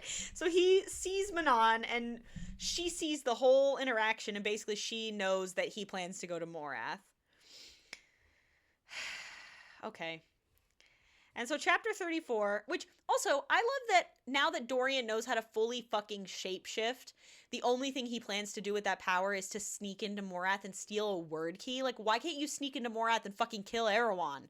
Why can't you sneak into Morath and kill a lot of people there? I would turn into a dragon and fire breathe those bitches back to hell. Yeah, like, what? Your only plan is to, with the shape-shifting power that you have, is to fucking transform into a raven so you can go steal Erewhon's word key? Like, there's so many things you could do with a shape-shifting power, you idiot. I hate this book. So chapter 34. Adian and their armies are still fighting Morath's forces. It's been 3 days of fighting. Very Helm's Deep. Oh, the 5 days of Helm's Deep, 3 days of fighting. And the men have started to question why Aelin isn't using her fire magic. And I said, yeah, that's a good goddamn question. Weird that this master plan Aelin concocted seemed to forget the little detail that all these people agreed to fight under her Because of her with the fire presumption magic. that they were going to battle it with a demigod who can create fire tornadoes for them on the battlefield. Like, the only reason they're fighting for you is because of that, bitch. So Adian says that they can retreat northward to Paranth, across the river, and pick off Morath's forces as they follow. And I said, that is, first of all, a bad plan and not how battles work. Not a bad plan. It's a terrible plan. And not how battles work. And as a historian, if you are retreating across a river, things are not looking good for you, babe. No. That you are not on the winning side if that's what you're doing. So Lysandra finds Adian and she shifts back into human form. And because, of course, when she shifts form, she doesn't have any clothes on. So she's just wearing like a cloak, but she's completely naked under the cloak. And she and Adian kind of fight. And he tells her that this whole plan with Aelin was bullshit, which he's not wrong. I kind of agree with Adian 90% of the time when it comes to the things he says. But he's like, you can't successfully pretend to be Aelin when the army is relying on her firepower to save them. Like, this makes no sense. And Adian says that she agreed to let Aelin go to her death and told no one, which was really fucking stupid. And she didn't have any questions. Like, she didn't think this through at all. Like, she just followed Aelin's plan and didn't tell anybody. She said, okay. You want me to also fuck your husband? Got it. But I feel like, again, him directing his anger at Lysandra is a little bit misguided, but he basically tells her that this is all her fault, and he throws her out of his tent in the snow fucking naked. Like, all she has on is a cloak, and she doesn't even have shoes on. Dumbass. I agree with Adian that this plan was bullshit, but him throwing her out in the snow like that is literally unforgivable as fuck to me. That is, first of all, some really bad character assassination of sweet Adian, who I really liked Adian, but that is awful. Like, Adian, who insisted this whole time that he never saw Lysandra as a quote-unquote whore like everyone else did. He just threw her out naked in the snow. Literally did the most demeaning thing in the world to someone recovering from forced sex work by making her stand outside in the cold naked. Adian did this to her? Fuck him. Fuck off. Can't ship. Done with this. That is so fucked up on so many levels. I literally can't forgive him. Sorry. That was so bad. So, chapter 35. Aelin doesn't believe that they are real and that she's really been rescued. The little folk, that is. Yeah, the little folk. Oh, God. I just imagine a lot of little Rorys. Oh, my God. I hate you. I just picture hobbits because that's basically what they are. So the little folk promise her that this is all real and that Rowan tells her that Cairn is dead and that he skinned him alive. And Aelin once told him she would do that to him if he ever whipped her. And that he cut off Cairn's head and burned it. Okay. I mean, we're meant to see Maeve as this evil monster, and Cairn, for that matter, torturing Aelin, but skinning someone alive is pretty brutal and horrible, and everyone downplays that shit to the max, but alright. So Aelin is told that she has been gone for 2 months and 3 days, which I have in all bold. I want everyone to remember that this bitch spent a fucking year in Endovir. And came out just fine. But she's been captured by Maeve for 2 months. And 3 days. And 3 days, and she's, like, broken after this. I get she was enduring constant torture, but again, she wasn't in Endovir for a fucking year, which was also constant torture. And she came out of it agreeing to go into, like, a murder competition. Well, you could say that Selena endured it, but Aelin didn't. I hate that argument, though. Like, clearly I know you do, which is why I had to say it. Because clearly she has it in her to resist. Do you know what I mean? Like, I don't know. That just feels really weird. But a boat appears on the lake, and 2 forms under the water are pulling it, so the little folk have brought them a boat, and they can sail underground through the caves and I out just to imagine sea. they're going, hi-ho, hi-ho, Hi-ho. we brought your boat to go. Or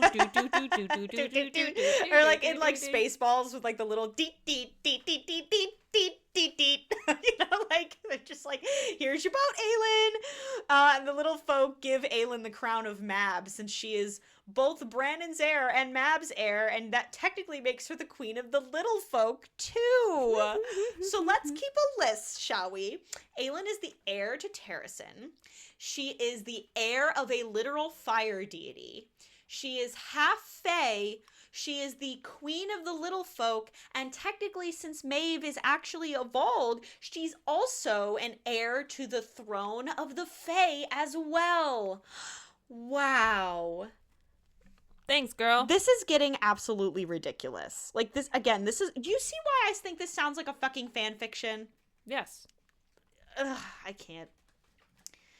All right. Yeah. It's like, do you remember when you were a little kid and like you're playing like imagination games and you're like, but I'm also like a half elf and I have fairy wings and I was raised by dragons and I'm also a witch. You know what I That's mean? perfect. Like, right? Like, That's a perfect analogy. you know what I'm talking about? Like, also I can talk to horses and I can breathe underwater. Like, that's what it sounds like when you're playing imagination games with your friends. You didn't actually kill me because you didn't use the special stuff. Yeah, you didn't use the special stuff that can kill me because That's really rare. Because I was raised by dragons, I have like special powers that are like dragon powers. It's like an and ACOTAR. it protects me from like weapons like that. So you It's need like a an dragon ACOTAR. bone. You didn't kill me because you didn't use the special tree that's super rare. But I have a lot of that special rare tree. Yeah, literally. It's like it feels. I have a lot of that secret special rare tree. It feels like when you're on the playground as a little kid. This is ridiculous. Chapter 36. Lorcan tells Elide that he wasn't crawling towards Maeve on the beach, but he was crawling for Aelin, which... Okay, cop out. And then Aelin won't shut the fuck up. I remember so much in her monologue. Oh yeah, I said then Bookworm says then endless Aelin inner monologue. Mass still can't edit herself. 300 to 350 pages of this book are unnecessary, probably more. Yeah, I totally agree. It was awful. Chapter 37, Aelin and the others entering a barrow white territory. And I said, really another random bad creature that you have to introduce. Once again, I don't quite understand what they are, what they're supposed to look like. And I'm like, all I could think at the time was, wait, is she ripping off White Walkers now? Yes.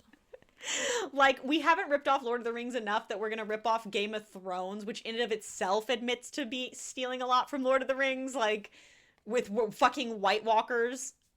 Like, oh yeah, there's whites now. Fucking ice zombies. Yeah, okay. So, they are apparently creatures of malice and thought that covet treasure and hate light of any kind, but they're basically White Walkers. And Aelin leaves the boat and enters into the caves, and Fenris and Gavriel and Rowan and follow, and Lorcan and Elide stay on the boat. Aelin has come to the cave to take gold for their journey, and the others take it too. Wow, that's really fucking convenient that now she's got money in her pocket. Her coffers are lined. Yeah, Fenris finally turns back into his human form and hugs Aelin. I didn't care. He tells the others that what Maeve made Connell do, and Aelin finds rings for her and Rowan amongst the treasure to wear as their wedding bands. How special and sentimental. After you were tortured, you ransacked some treasure, and that's the wedding. What? Yeah, I don't know, dude. I didn't even care because, again, I don't care about their relationship, so it was just boring for me to read. Like, I know for other people, they probably, like, if I thought this relationship was cute, I'd be squealing. I'd be like, ooh, they have wedding bands, but literally, since I don't give a shit about them, and it's ransacked treasure, like, who cares? And Rowan promises her that they'll redo the tattoo that got erased when they have time, I guess. I don't know why. Because Sarah J. Maas has what? A tattoo fetish. Yeah, I don't know why he can't just do it now. I mean, it's a magic tattoo. It's not like she's got to sit in a fucking tattoo parlor. No, yes, she does. No, it's a magic tattoo. No, he still has to ink her. Really? I thought Yeah. it was magic, like in ACOTAR or whatever. No. So That's not different kind of fae, babes. it says, chapter 38, Bookworm says nothing, 4 pages of nothing. And I Useless said, chapter. and I said, I think that might be the scene with Nezrid and Sartak where they're talking to their rook riding friends, which in and of itself was weird and unnecessary, and I didn't give a shit about. Chapter 39 is Erewhon's army has taken 5 days to reach Aniel. Chaol's mother left Aniel with his brother Taryn, and Taryn left a note. And Chaol's father tells Chaol that Irene is pregnant. Mm-hmm. You're gonna be a daddy. I fucking hated this. Like, of course someone has to be fucking pregnant. And it's weird because it's like the newest couple of all the couples in this book, which adds nothing to the story. Like, I'm okay with pregnancy if it has some meaning. Like, if it had some bearing on the plot. And I think it's funny how Chaol's father tells him, and Yeah, Chaol, like, what? Chaol doesn't even notice his wife touching her belly a lot. Yeah, like... What the fuck? Okay, like... I would have also hated this, but if you were going to make anyone pregnant, it should have been Manon. And she should have given birth to a male heir. Yeah. Like, if anyone was going to be pregnant, it should have fucking been Manon. Which I wouldn't have liked. I don't think this book series tonally makes sense for anyone to be pregnant, but if you were going to make somebody pregnant, it would have made way more sense if it was Manon. Because they've established, like, you had the whole thing with the Volg breeding, and, like, the fact that they established that the witchlings are so rare, and that she herself is, like, a very special witchling, and, like, that her and Dorian are having all this unprotected sex under the assumption that she can't get pregnant. Like, it actually would have been kind of a good twist if somebody was gonna get pregnant, that it would be fucking Manon. Yep. And then it would be like, oh, now we have a new Cochrane and, Iron Tooth heir. Like, it really is weird to me that of all the people who gets pregnant is fucking Irene. A new character. Yeah, a new character who we just met, like, last book. That's so weird. But yeah, so, like, again, if it was Manon who was pregnant, I wouldn't have hated this as much, to be honest with you. I know other people really hate, like, surprise pregnancy tropes, but in a last book in the series, like, all right, fucking whatever. But it just doesn't add anything to the plot. That's my issue. I'll give it to you. Like, that's my issue, is if it doesn't add anything. It has no bearing on the plot at all. And so chapter 40, Manon wants to go to the Fairy and Gap to host under Petra's control and ask them to join her. So Petra is Petra Blueblood, so she wants to go talk to Petra Blueblood and ask her if she'll commit her forces to the good guys' side. I don't know why she thinks Petra would do that, but okay. Well, because Petra's a good one. Really? I don't remember. There's so many people. So, okay, sure. Let's go with that. She was the one whose wyvern was killed. Oh, I don't remember that at all. Kiri? Don't remember that at all. Thank you for remembering. Didn't care. But Manon sees Dorian talking to Kaltain, and which we already established, and she is, like, fighting with him about him going to Morath because she realizes what he plans to do. And she's like, why don't you test run this first and sneak into the Fairy and Gap and tell them who's there and, like, scout the place out with your new shapeshifty powers. And he's like, okay, fair. So he does that. And in chapter 41, Aelin and the others have reached the sea through the caves, and Aelin and Rowan talk about the fact that they're mates. We get another sex scene. Disgusting! And Bookworm says, masses right back to the sex scenes that make you cringe and are so cheesy it hurts. All this claiming primal and declaring people yours. And I said, I've talked about this in other episodes of why the mating thing really bothers me, so I won't rehash it completely, but this scene in particular really rubbed me the wrong way, because it's really upsetting how torn up Rowan is over the fact that he and Aelin, to his knowledge, for a while weren't mates.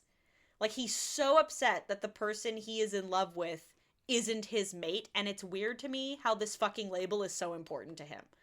Like, it sounds like just a bunch of bullshit. Like, it feels like you're giving a name to something that someone feels instinctively and attributing divinity to it or biology to it or something. Like, I don't know, but he's like, yeah, I felt a strong attachment to you, and I felt more love for you and more strong attachment to you than I ever did with the woman who I thought was my mate, and I felt bad about that. And I'm like, and then he's like all relieved when he figures out that Aelin's his mate. And I'm like, that's such mega bullshit. Like, why are you, like, so glad you don't have to feel guilty about being in love with someone just because they're dead? They're dead. Or just because... No, this is what I said. I was like, it's fucking weird that... And I was like, I'm so glad you don't have to feel guilty about being in love with someone else after your pregnant wife got murdered just because your relationship is divinely justified. Like, you're allowed to feel guilt. Like, even if they were mates, you're allowed to feel guilt, but don't, like, it's just weird how he came to a resolution. Yeah, this whole thing felt very, very strange. Like that, oh, he doesn't have to feel guilty anymore because he and Aelin are mates. But if that wasn't the case, he would still feel guilty that he is in love with someone more than he was in love with another person. Like, shit happens, dude. Like, what? That just feels so weird. Anyway, okay. Chapter 42, Aelin speaks to Lorcan and tells him that she can't fully trust him and tells him to swear the blood oath to her, which he does because he really doesn't have anywhere else to go. And if he doesn't, she's like, well, you'll never be allowed in Terrasen again. And he cares about seeing a lead, and a lead's going to be in Terrasen with Aelin at some point. So she dangles this over him as like a punishment. Yeah, basically. Which is weird that he's making all these decisions for a lead when a lead literally wants nothing to do with him at this point. Swear a field to me, or you never see the person who doesn't want to see you again. Yeah, basically. And I'm like, in fairness, he doesn't have anywhere else to go. Like, what options do you have, sir? Like, just swear the blood oath. What else do you have going for you? I'm so sorry, guys. Okay. Chapter 43, Dorian is on his way to the Farian Gap with Manon and the 13. He is shifting to make himself look like a Vogue, which, wow, that was fucking easy. And he flies on Nareen, which is, I don't remember who that is. But he comes back and says that the matrons aren't there, just Petra and 300 iron teeth.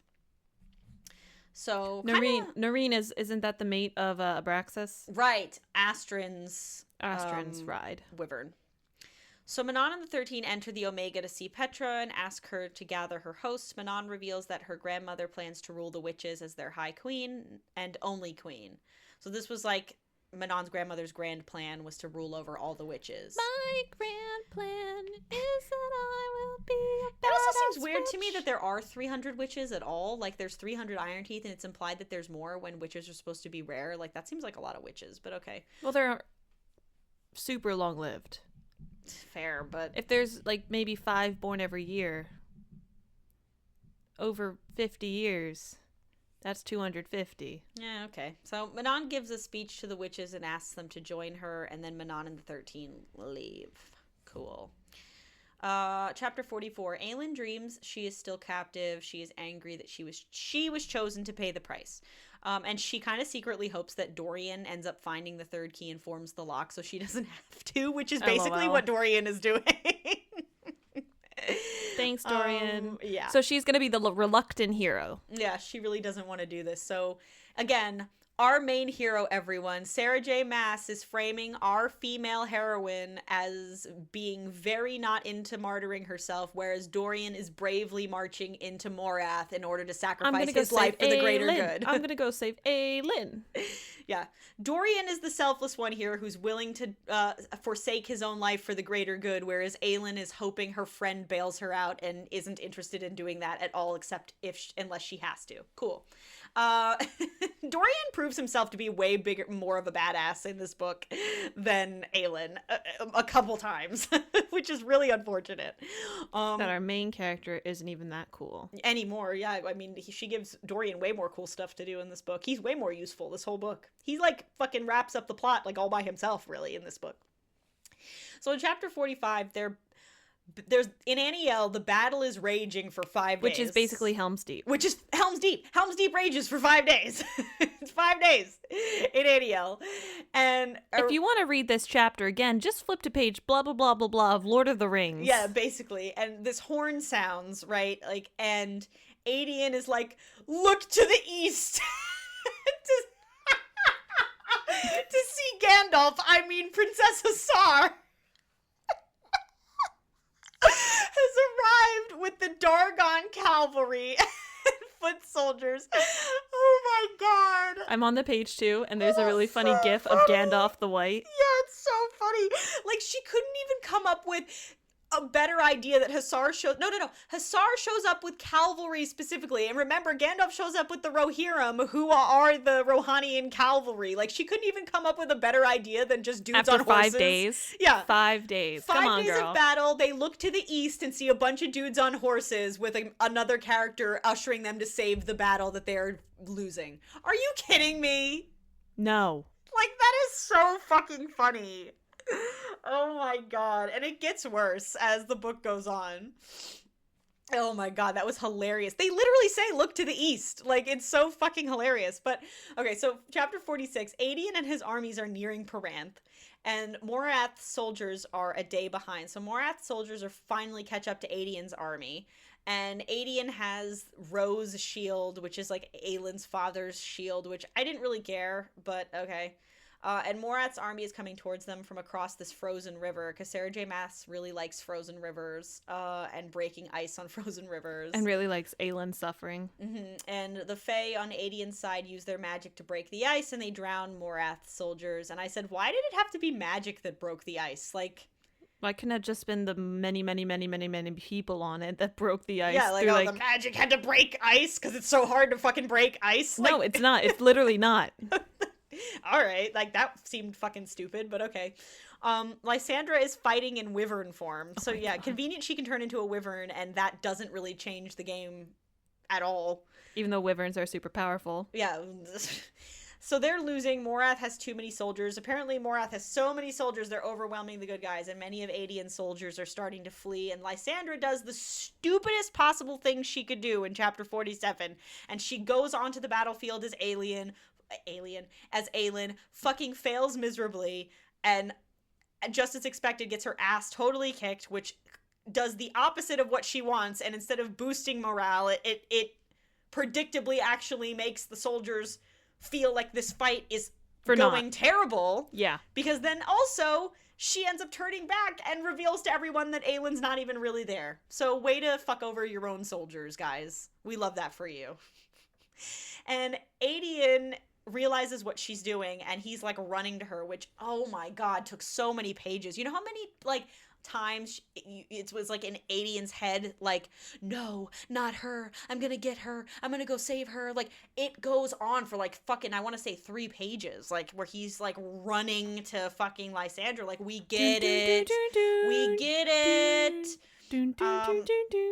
And so some of Morath's witches arrive, and they bring with them a quote-unquote witch tower. And a witch is yielding in the tower and sacrificing herself so they can amplify the power with the witch tower and use it to destroy Adian's army. And one blast can completely destroy 4,000 of Adian's soldiers. And I said, bro, now we have a big battle with a giant tower that with a witch inside, with a magic user inside added to the mix. Fucking Isengard. Anybody? The Isengard. They're taking the hobbits to Isengard. The hobbits. That's literally what's happening. They literally get a witch tower. Right, do that again. The hobbits.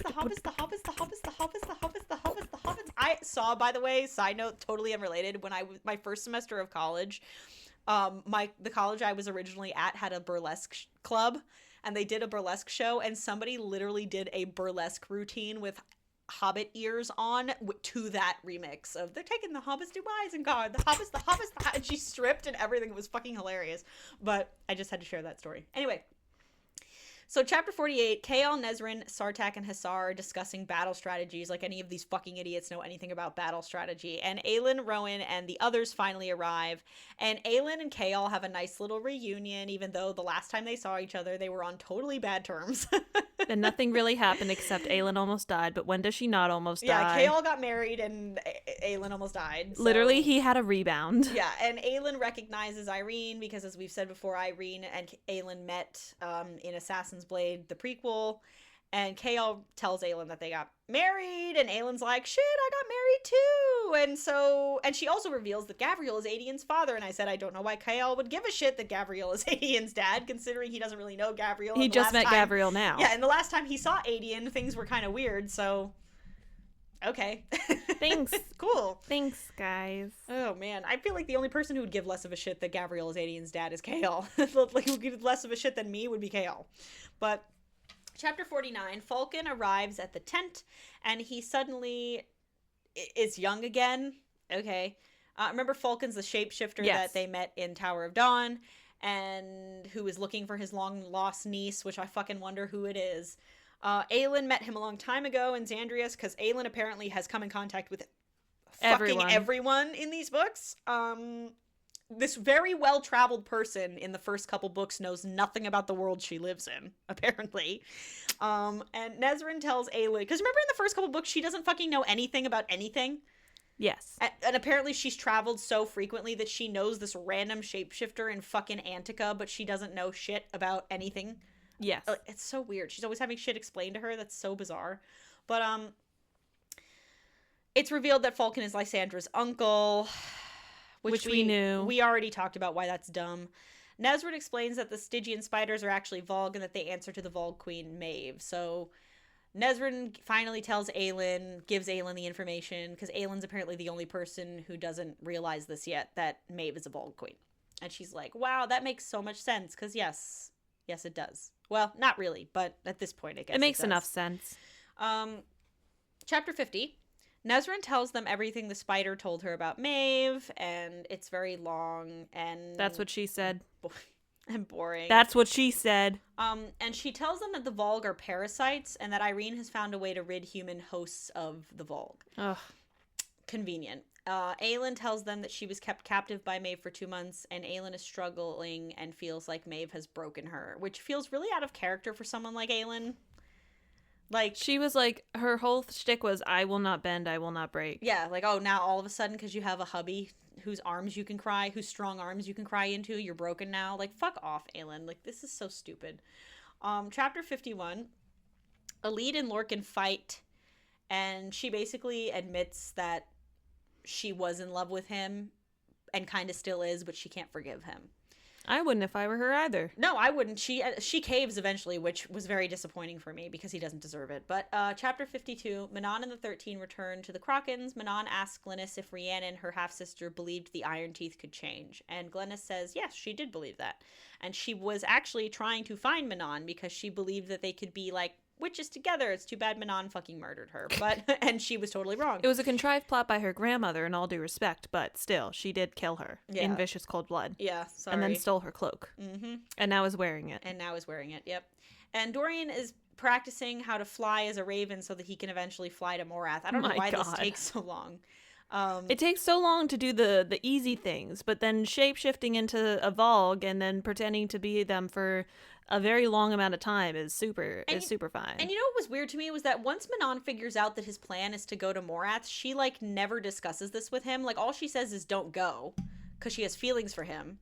But, like, she doesn't send word to, like, Rowan or anyone about what's happening. Like, she doesn't discuss with him, like, a good strategy for, like, what he's gonna do when he gets there. Like, fucking nothing. She's just like, oh, yeah, Dorian can figure that out all by himself. He can just go to Morath and hope he's okay. Like, what? Like, they don't plan to, I don't know, like, attack, create a distraction. Like, nothing. Like, she's just confident that he'll just go to Morath and hope it works out.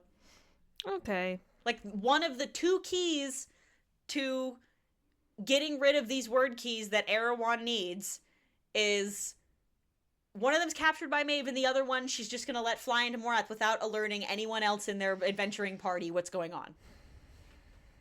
Okay, that makes sense. Chapter 53, Lysandra wakes up in a tent and Adian is with her because after she got beat the shit out of in this battle, which she was very ill-equipped to be fighting in anyway, and he tells her that they yielded Paranth to the Volg and have been on the run for 2 days. So they basically lost the battle, and they're close to Orinth, and Lysandra shifted back into her body while she was injured, and all the soldiers now know Aelin's not with them.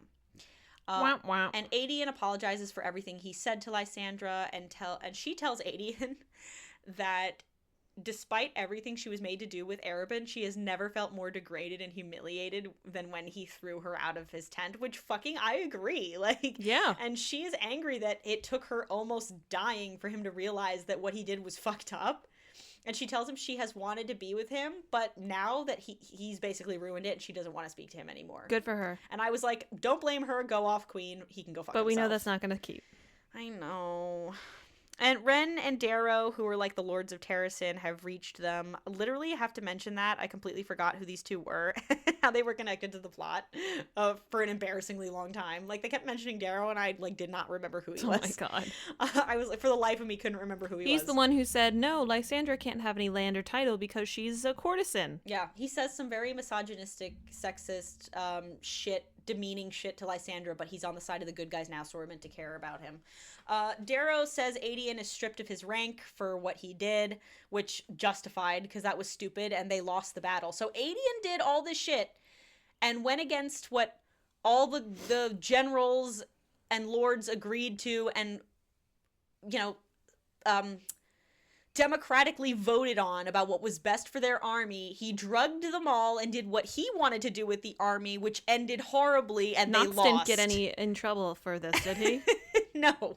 Like, so he's stripped of his title, rightfully so, because he really fucked up, and we're meant to see that as, but like, we know the Aelin's lords... going to reinstate that title. Right, of course she is, and we're meant to see this as, like, the lords being assholes, but I fucking agree with them. Like, what he did actually made things, like, immeasurably worse. So... And then, the cream on the crop is that they demand the Sword of Orinth from him. Yes, which he has to hand over, and they realize the army is still, like, trapped. Still very Helm's Deep. And chapter 54, Chaos tells Irene... Whoa.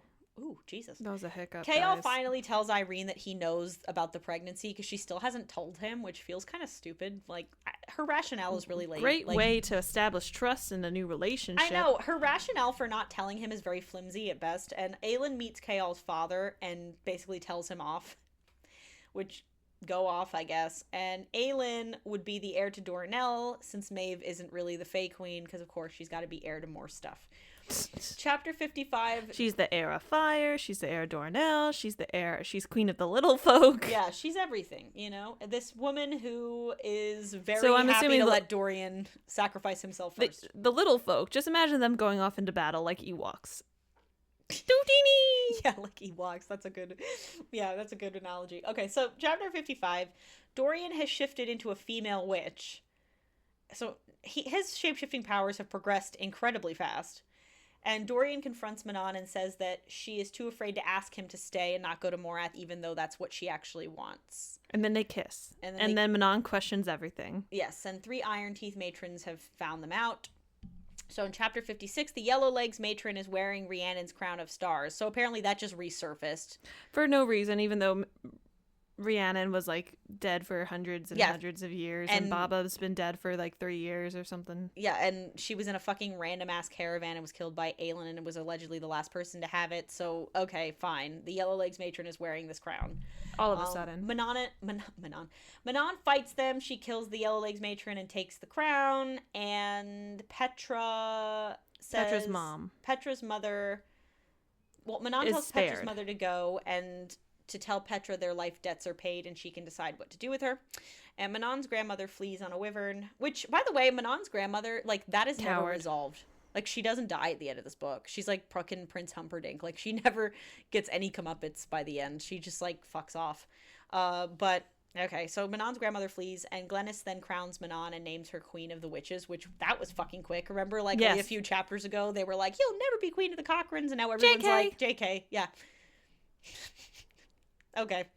Chapter 57. And we've got 10 chapters left until the end of this part. I'm so excited. I can't wait. So Rowan doesn't know if Aelin can use her powers, and because like she hasn't done so since they saved her from Maeve, and Fenris tells Rowan that Cairn burned her with fire, which is weird because shouldn't Aelin be immune to fire? She her whole thing is fire magic. But then again, is Rowan immune to the forces of wind?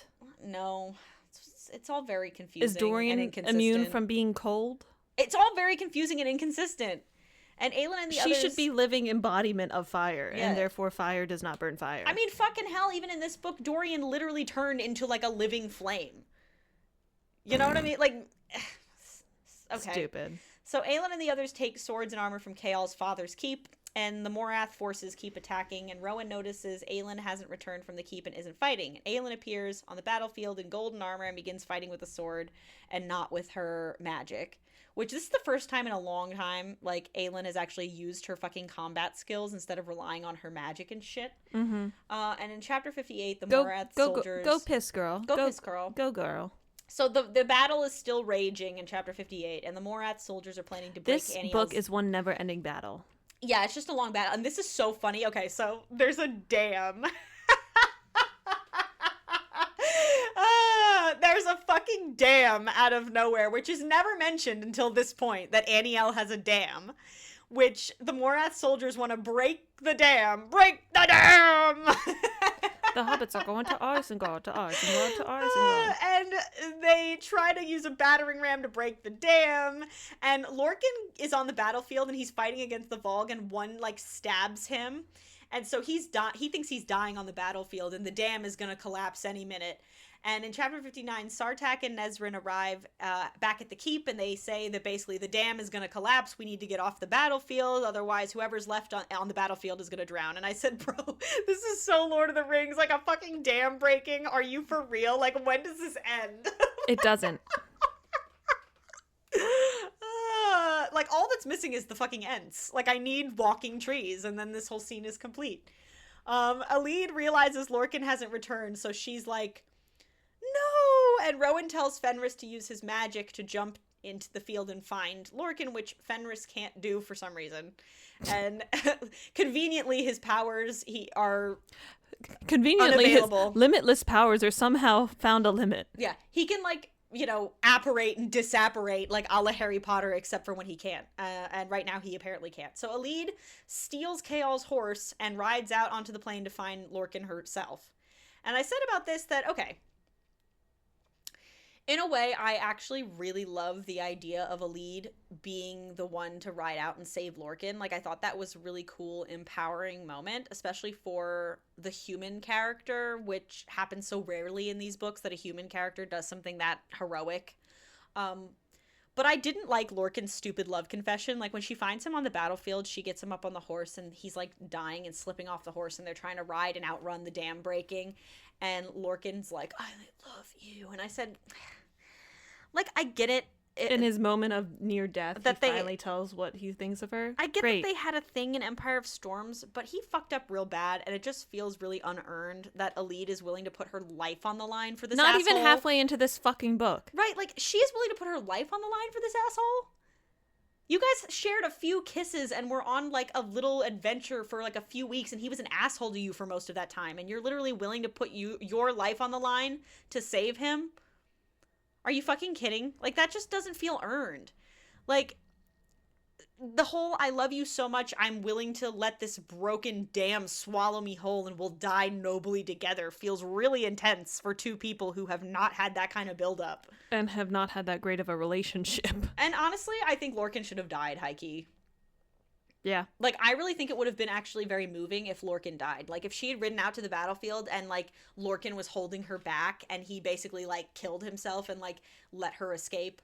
And, like, that would have been poetic. Ooh, I hit my microphone. That would have been, like, poetic. It would have been. And it would have made more sense because it's so stupid what ends up happening with them because he's immortal and she's not. It would have been, like, a nice, like, that he as an immortal sacrificed his life for a human. Somebody whose life is ephemeral because she was worth it. Like, that would have been so nice to see an immortal think that a human's life was that valuable. Mm-hmm. You know? And I think it makes sense when Lorcan fucked up that bad and he's really the reason, like, this whole happened with Maeve, that he's the one who sacrifices himself for the greater good. You know? I really wish Lorcan should have died. It should have happened. Like, we needed sorry. someone of the major group to die, and it would have made sense in this moment for him to be the one who perished. Exactly. And look, I'm not saying this because I have malice for these characters. I'm saying this from, like, a writing standpoint, that the narrative would have been improved had she made those choices. Significantly. Like, she's too attached to these characters and she's not seeing, like, the emotional stakes she's created by ending them, you know, and having that emotional impact on the characters who she decides to keep alive. You know, I don't know. It's just, it's such a missed opportunity in my view. But chapter 60, Fenris hasn't been able to jump since Connell died. And it was, like, apparently the power they shared that, like, allowed him to do this. Which has never been a thing until now. Yeah, which literally was never mentioned until now, so okay, convenient. But Alid finds Lorcan, and that whole thing happens, and then in chapter 61, Lorcan tells Alid to leave him, because he's weighing down the horse, but she refuses, and the dam bursts, and then they're basically just, like, outrunning the dam. And Aelin is riding a rook out into the plain, and Rowan realizes that Aelin has been making the descent into her power for the past 3 months, that she's been, whatever that means, I guess the way I interpret that is that she has been gaining power, saving up power, like putting pennies in a fucking jar of power for the past 3 months, which I was like, how is that possible considering she was being fed iron in an iron box for the past 3 months? Also, the magic isn't something that can be stored. It has a limit, and then you deplete it of that limit, and then you fill it up to that limit. There's no, like, recharging a super battery. Like, I just don't understand what this meant, and she was apparently building up this power so she could use it to kill Erewhon or Maeve, and instead she uses it to blast the water from the dam and turn it into steam. What a waste. What a waste. And also, not how physics works. Because you can't just send, like, a blast of fire and turn this, like, giant dam of water immediately into steam. That's not how that fucking works. If It's how anything, magic physics works. if anything, the water from the dam would quench the fire. Exactly. There's more fire. There's less fire. Like, that's so dumb. It needs to reach a boiling point, and then it needs to meet the evaporation point. Are you telling me that it went from, like, flowing water to boiling to evaporating in, like, instantaneously? No. That's so fucking dumb. And again, you know what she could have done that would have been really great is instead of doing that for the sake of the dam, she fucking did that on the battlefield and just killed everyone on the battlefield. Because everyone has blood inside of them. Like, she would have turned into a bloodbender. Bloodbender, that's funny.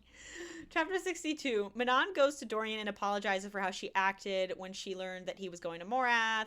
And he's like, I'm going to Morath tomorrow, babes. And Manon's like, what if you, like, don't? And we form an alliance and get married, which feels really out of character for Manon. And even Dorian is like, that's very out of character and weird for you that you would even think about getting married. And they sleep together, which was a really gross sex scene. And because in this chapter, she was like, we should get married. He was like, no, you wouldn't like being restrained. Let me fuck you now. Yeah. Yep. Let me fuck the shit out of you. And she's almost like using sex as a way to coax him into agreeing to stay. Like, if you stay. And he's just like, as he's putting his dick in her, no. No, as he coaxes it into her. You know, like, it's so weird. And they fall asleep, and when Manon wakes up from her, you know, post-coital afterglow, he's gone. So with both the word keys. I said in this scene it's supposed to be all romantic and shit, but it's not. No. She writes that it comes across as manipulative. She writes also in the scene that the two of them are, quote, mirrors of each other in so many ways. And I'm like, yeah, he has dark hair, she has light hair. Yeah, like how? How are they mirrors? These two people have absolutely nothing in common. They don't share anything. That's the point. They're mirrors. They're opposites. They're the reflection of each other, but it doesn't make sense. But that doesn't make sense either. Correct. Like, in no way is that accurate. I understand why people think this shit is hot, but it's not. This love bullcrap she keeps trying to insist is there between them. Like, I just don't buy it. Like, I don't even think Manon is at a place where she can really understand what love is. Like, or what love looks like. If you can't love yourself, how the hell are you gonna love somebody else? Manon has only, since the last book we saw her in, even recognized that she has good in her. That she has empathy, let alone, like, the can capacity love to someone. love. Like, come on, guys. Like, I just don't buy it.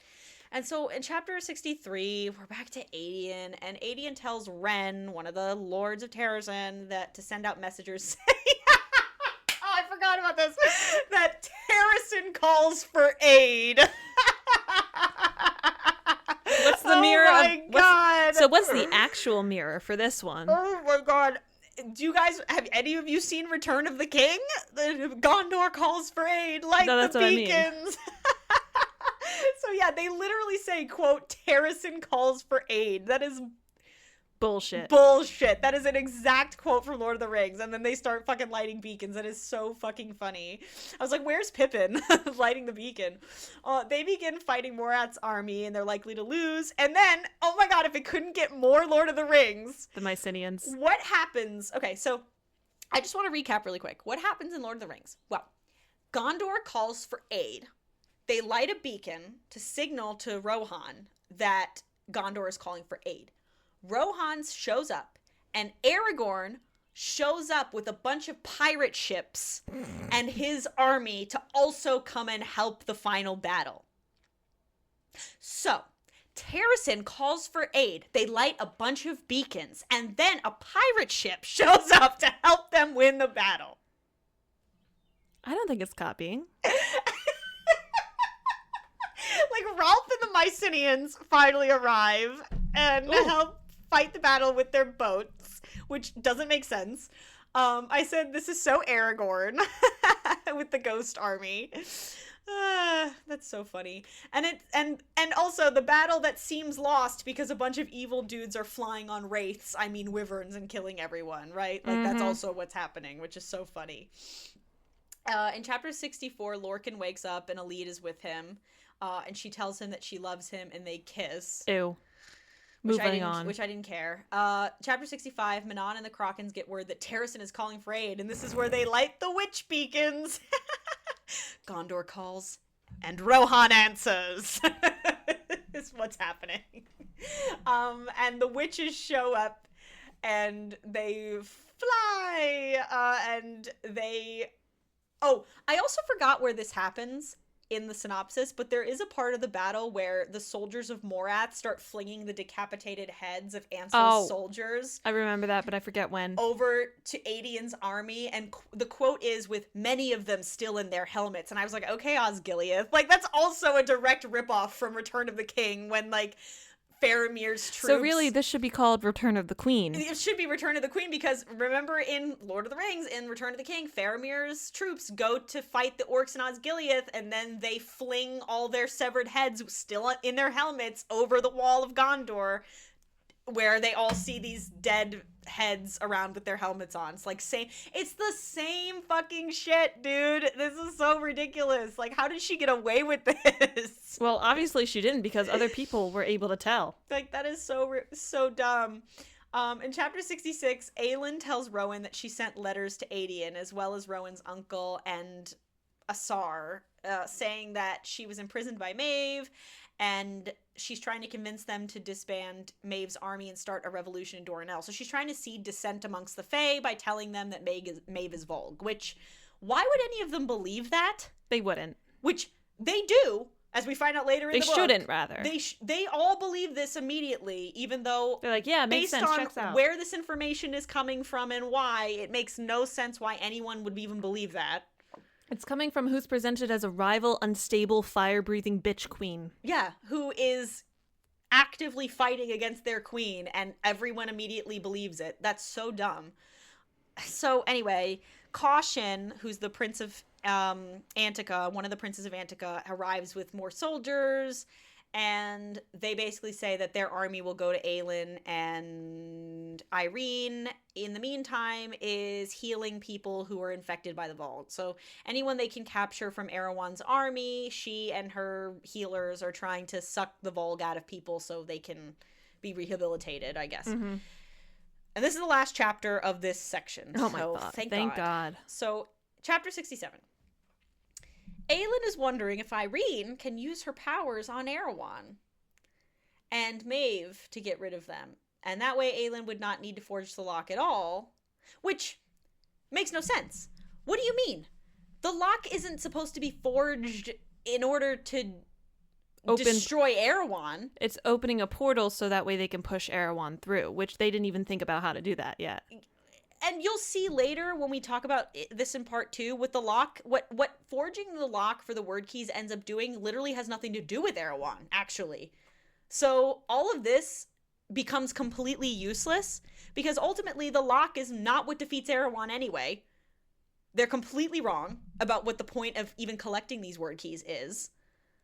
So this is all so stupid. And isn't that convenient, again, that Irene, who was only introduced in the last fucking book, is going to end up being the key to how to kill Erewhon? And Maeve now knows this. That is such bad writing. And Aelin is looking at books written in word marks that Kael and Irene brought with them and finds nothing important. So the whole thing about the word marks in the library of Antica means absolutely nothing. Complete waste of pages. Thanks, but no thanks.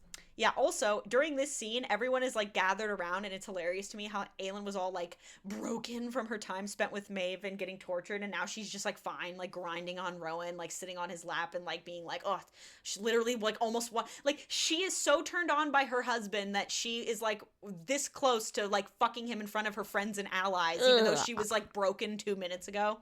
Okay. The Wild Men of the Mountains, which again is another ripoff from Lord of the Rings, because that was like the wild men in Lord of the Rings who were conscripted by Saruman. Like, it's the same shit. In the mountains of Aniel, want a part of Aniel's territory. And they say they'll only fight with Terrasin if Kael's father, who remember is the Lord of Aniel, gives them some of their sacred land back. Okay. And they'll provide men to fight with Aniel against Erewhon with Aelin's army. And Kael's father's like, no, which makes no sense why he would do that. And Aelin points out that Kael outranks him as Hand of the King, and he's basically like, go fuck yourself. So we're going to do it. Yeah. Kael's father then shows Kael a trunk full of letters that his mother wrote him, like, years ago, and his father never sent them, letting Kael believe that his mother didn't care about him. And this whole scene would have been, I guess, moving, but if it was set up more, like, I have no recollection of Kael's mother, like, ever being a big deal. No, so this all wasn't. felt really stupid that Kael is literally considering fucking over the whole war just to read these dumb letters from his mom. Like, I feel no weight behind this at all.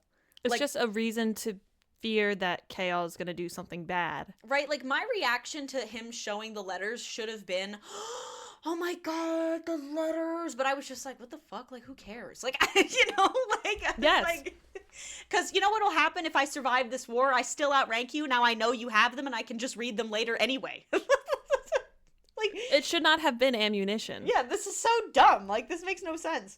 And so Kael gives the wild men, he makes the right decision, and he gives the wild men the territory, and they have more allies and follows them into the mountains. And half the Rooks and Dargon riders will march under Caution's banner on the eastern side of the mountain to draw out the forces from the Farian Gap. Whatever that shit means. We don't know. Yep. And that's where part 1 of the book ends. I hope you guys understood what all of that meant, because a lot of it I just blocked out and didn't care. And I remember why this book is like a black hole in my mind. It's because there was nothing worth remembering, and it was so stupid. Yeah, and a lot of it is... Here's the thing, right? I don't want to sound pretentious. Like, I think that a fiction writer has to study, like, really detailed medieval war tactics. Like, I'm not saying you have to rewrite, like, fucking Sun Tzu's The Art of War, right? But when the entire book is just one battle after another and one war scene after another, and none of it makes any sense because you don't actually know anything about battles, then I have a problem. I do too. Like, in Lord of the Rings, Helm's Deep was one battle in 2 towers. And it was a siege, and it was... The siege was affected when the cavalry broke the siege line. That's very simple and makes sense, and then it's over. And it's, you know what I'm saying? Mm-hmm. The battle for Gondor in Return of the King, it's like, yeah, they're hopelessly outnumbered. Then the Rohanians show up with their cavalry, and Gandalf shows up. You know what I mean? Like, and it's a really big, bloody battle, but it doesn't take up, like, a giant section of the book. Like, the battle is, like, a chapter. Because that's all it needs to be. Because that's really all it needs to be. Like, you know? And there were 2 major battles. It wasn't, like, this whole giant sweeping war that she keeps trying to craft, but doing it poorly because she clearly hasn't done any research on how any of this shit works. Mm-hmm. So it just...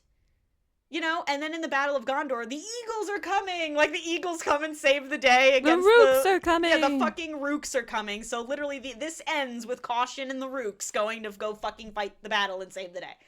Like, come on, man. You know, it's just... dumb. It's so dumb, and it only gets worse. Like, wait till we get to part 2, because this is only scratching the surface of the amount of problems I had. I have 2 sections in my notes literally called Things That Ripped Off Lord of the Rings so far. Which I'm excited to... Wait, are you going to read that now? I can, but I can also read it again in the other book. Okay, whatever you want to do. So far. Not spoiling the future. What has it ripped off? Okay.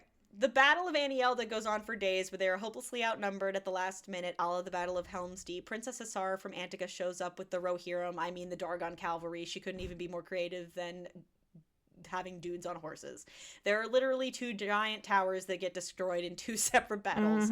Morath is Mordor, the giant dam that gets broken and floods the place. Terrasen calls for aid, lighting a bunch of beacons to signal that Gondor, Terrasen, calls for aid. Pirates on a ship showing up at the last second to turn the tides of a battle. The Rooks are basically the eagles, and the Wyverns are basically the ring wraiths. Even the fact... Oh, I forgot about this. Even the fact that the King of Otterland was being possessed by a lackey of the main bad guy was very, like, Theoden King. Yep. And the story being that this dark, ancient, shadowy man needs a MacGuffin in order to secure world domination. And the Volg witch breeding is, like, basically the Uruk-hai. Mm-hmm. So really what you're saying is she had no originality for this last book, where it was supposed to be, like, this big thing. Like, the other two things with the King of Otterland and like the Volg breeding was a ripoff, but it was better concealed because that was really the only. It was thing earlier. That was the only thing those books had in common with Lord of the Rings. But then like adding all this together, it's like becoming a little bit too. Like, that's not a coincidence. A little bit. You know? And then I have a whole section for the next part that goes, things that don't make sense in retrospect. So there's a lot of stuff that was in the previous books that once we're done, once the book is over and, like, it's all wrapped up, she drops a lot of plot lines. And I just want to know, like, I want to remind you that they existed, and I want to see if you have an answer or if you also think they're stupid and didn't make sense. Because there's a lot of that. Of just plot threads she completely dropped as the books go on. And yeah, I think that's it. So can't wait for next book. No, you can. Or not next book, but next episode Next when part. I can talk about how she decides to wrap up this story. And believe me, it's just as anticlimactic and disappointing as you can imagine. It's not exactly Lord of the Rings from here on out, but it's not exactly pretty damn close. Look, here's the thing. All of these things I mention in isolation wouldn't make me point it out. Because of course you can say, of course Tolkien can't be the only person who's got flying birds or flying snakes. Of course, like, Tolkien isn't the only person who can have a dam breaking. Of course, Tolkien's not the only person. But once you, like, have all of these things together, it starts to look weird. Just a little bit. You know, like, even, like I said, the King of Otterland was being possessed by a lackey of the main shadowy bad guy who is inhabiting a different body. Like, that is like, that's a little Lord of the Rings coded, but I guess I can overlook it. It's not exactly but the entire same. battle being ripped off. But like when you put that with also like the breeding thing, like in isolation, you're like, okay, well, you know, It makes sense why they might be doing it. you know, like, I guess it's not exactly the same. The Orcai are half human, half orc. The Volg are like the half witch, half Volg. So I guess it's not totally the same. But like once you start making a list of all the things that maybe in isolation she could have gotten away with, then it starts to look weird. Yeah. You get what I mean? So I don't want you people saying, oh, it's not the same. Like, I'm like, or it's just part of being a fantasy book. Like, no. In isolation, I do understand that each of these examples, if they were the only example, she could have gotten away with it. Like, J.K. Rowling has giant spiders. Tolkien doesn't own giant spiders. No. Like, of course J.K. Rowling can have giant spiders in her story, and my first thought isn't that she ripped off Tolkien. Of course, Percy Jackson can have gods. Yeah, like, but when you add all of it together, it looks fucking weird. It does. You know? So that's all I'm going to say, and I will read my little paragraph. Ronnie had a little project for me. I did. For this last book. You can explain, and then we can wrap up. I want you to read it at the end, though. Okay, I definitely will. At the end of, like, but I already have it written, bitch. I'm so excited. I know, but I'll tell you guys what it is, and I want you at home to ruminate on this for the next week. I prompted Rory with writing a vague synopsis of this book and making it so vague that you can't tell if it's Lord of the Rings or if it's this book. And she was able to make it incredibly specific, yet vague enough that it applied to both. I did such a good job. Y'all are going to be so shook when you realize how bad she ripped off Lord of the Rings. I'm telling you. It's really bad. I gave her that writing project, and I'm so glad I did. Yeah, because there's even more details I'm not mentioning. Like, you know, just one more example. Like, because there's a lot of these little examples that I didn't mention because, again, they're so vague, but when added together, it starts to look weird. Like, isn't it kind of funny that one of the allies to the main lost heir of a kingdom is a heir to another kingdom whose father was possessed by, you know what I mean? Like, it's the same. Like, it's like fucking, it's basically at this point that Terrasin is Gondor and Otterland is Rohan. That's it. Like, it's once you start looking into it, it gets so bad. So I'm so excited to read my little blurb because you guys are going to be shook. to read it next part too. Yes, absolutely. All right, well, that's it. Thank God. Can't wait for this to be out of my life. The next episode, I'm going to literally throw a fucking party afterwards. We're going to have one balloon. Yeah. One balloon for our one brain cell that's left after this fucking series. Absolutely. And I promise as we get through the seasons of Have and Have Not and our special, romance-fueled Sundays, that we are usually not so negative. No, we're recording part of season 3 now, and we're very positive. Yeah, I'm having a lot of fun with season 3. But fuck Sarah J. Maas and fuck these books. I hated them. And on that note, I'm Rory. And I'm Roni. And this has been Have and Have Not. Yeah. All right. And this was Kingdom of Ash, part 1. Qua. Bye, guys. Bye. Bye.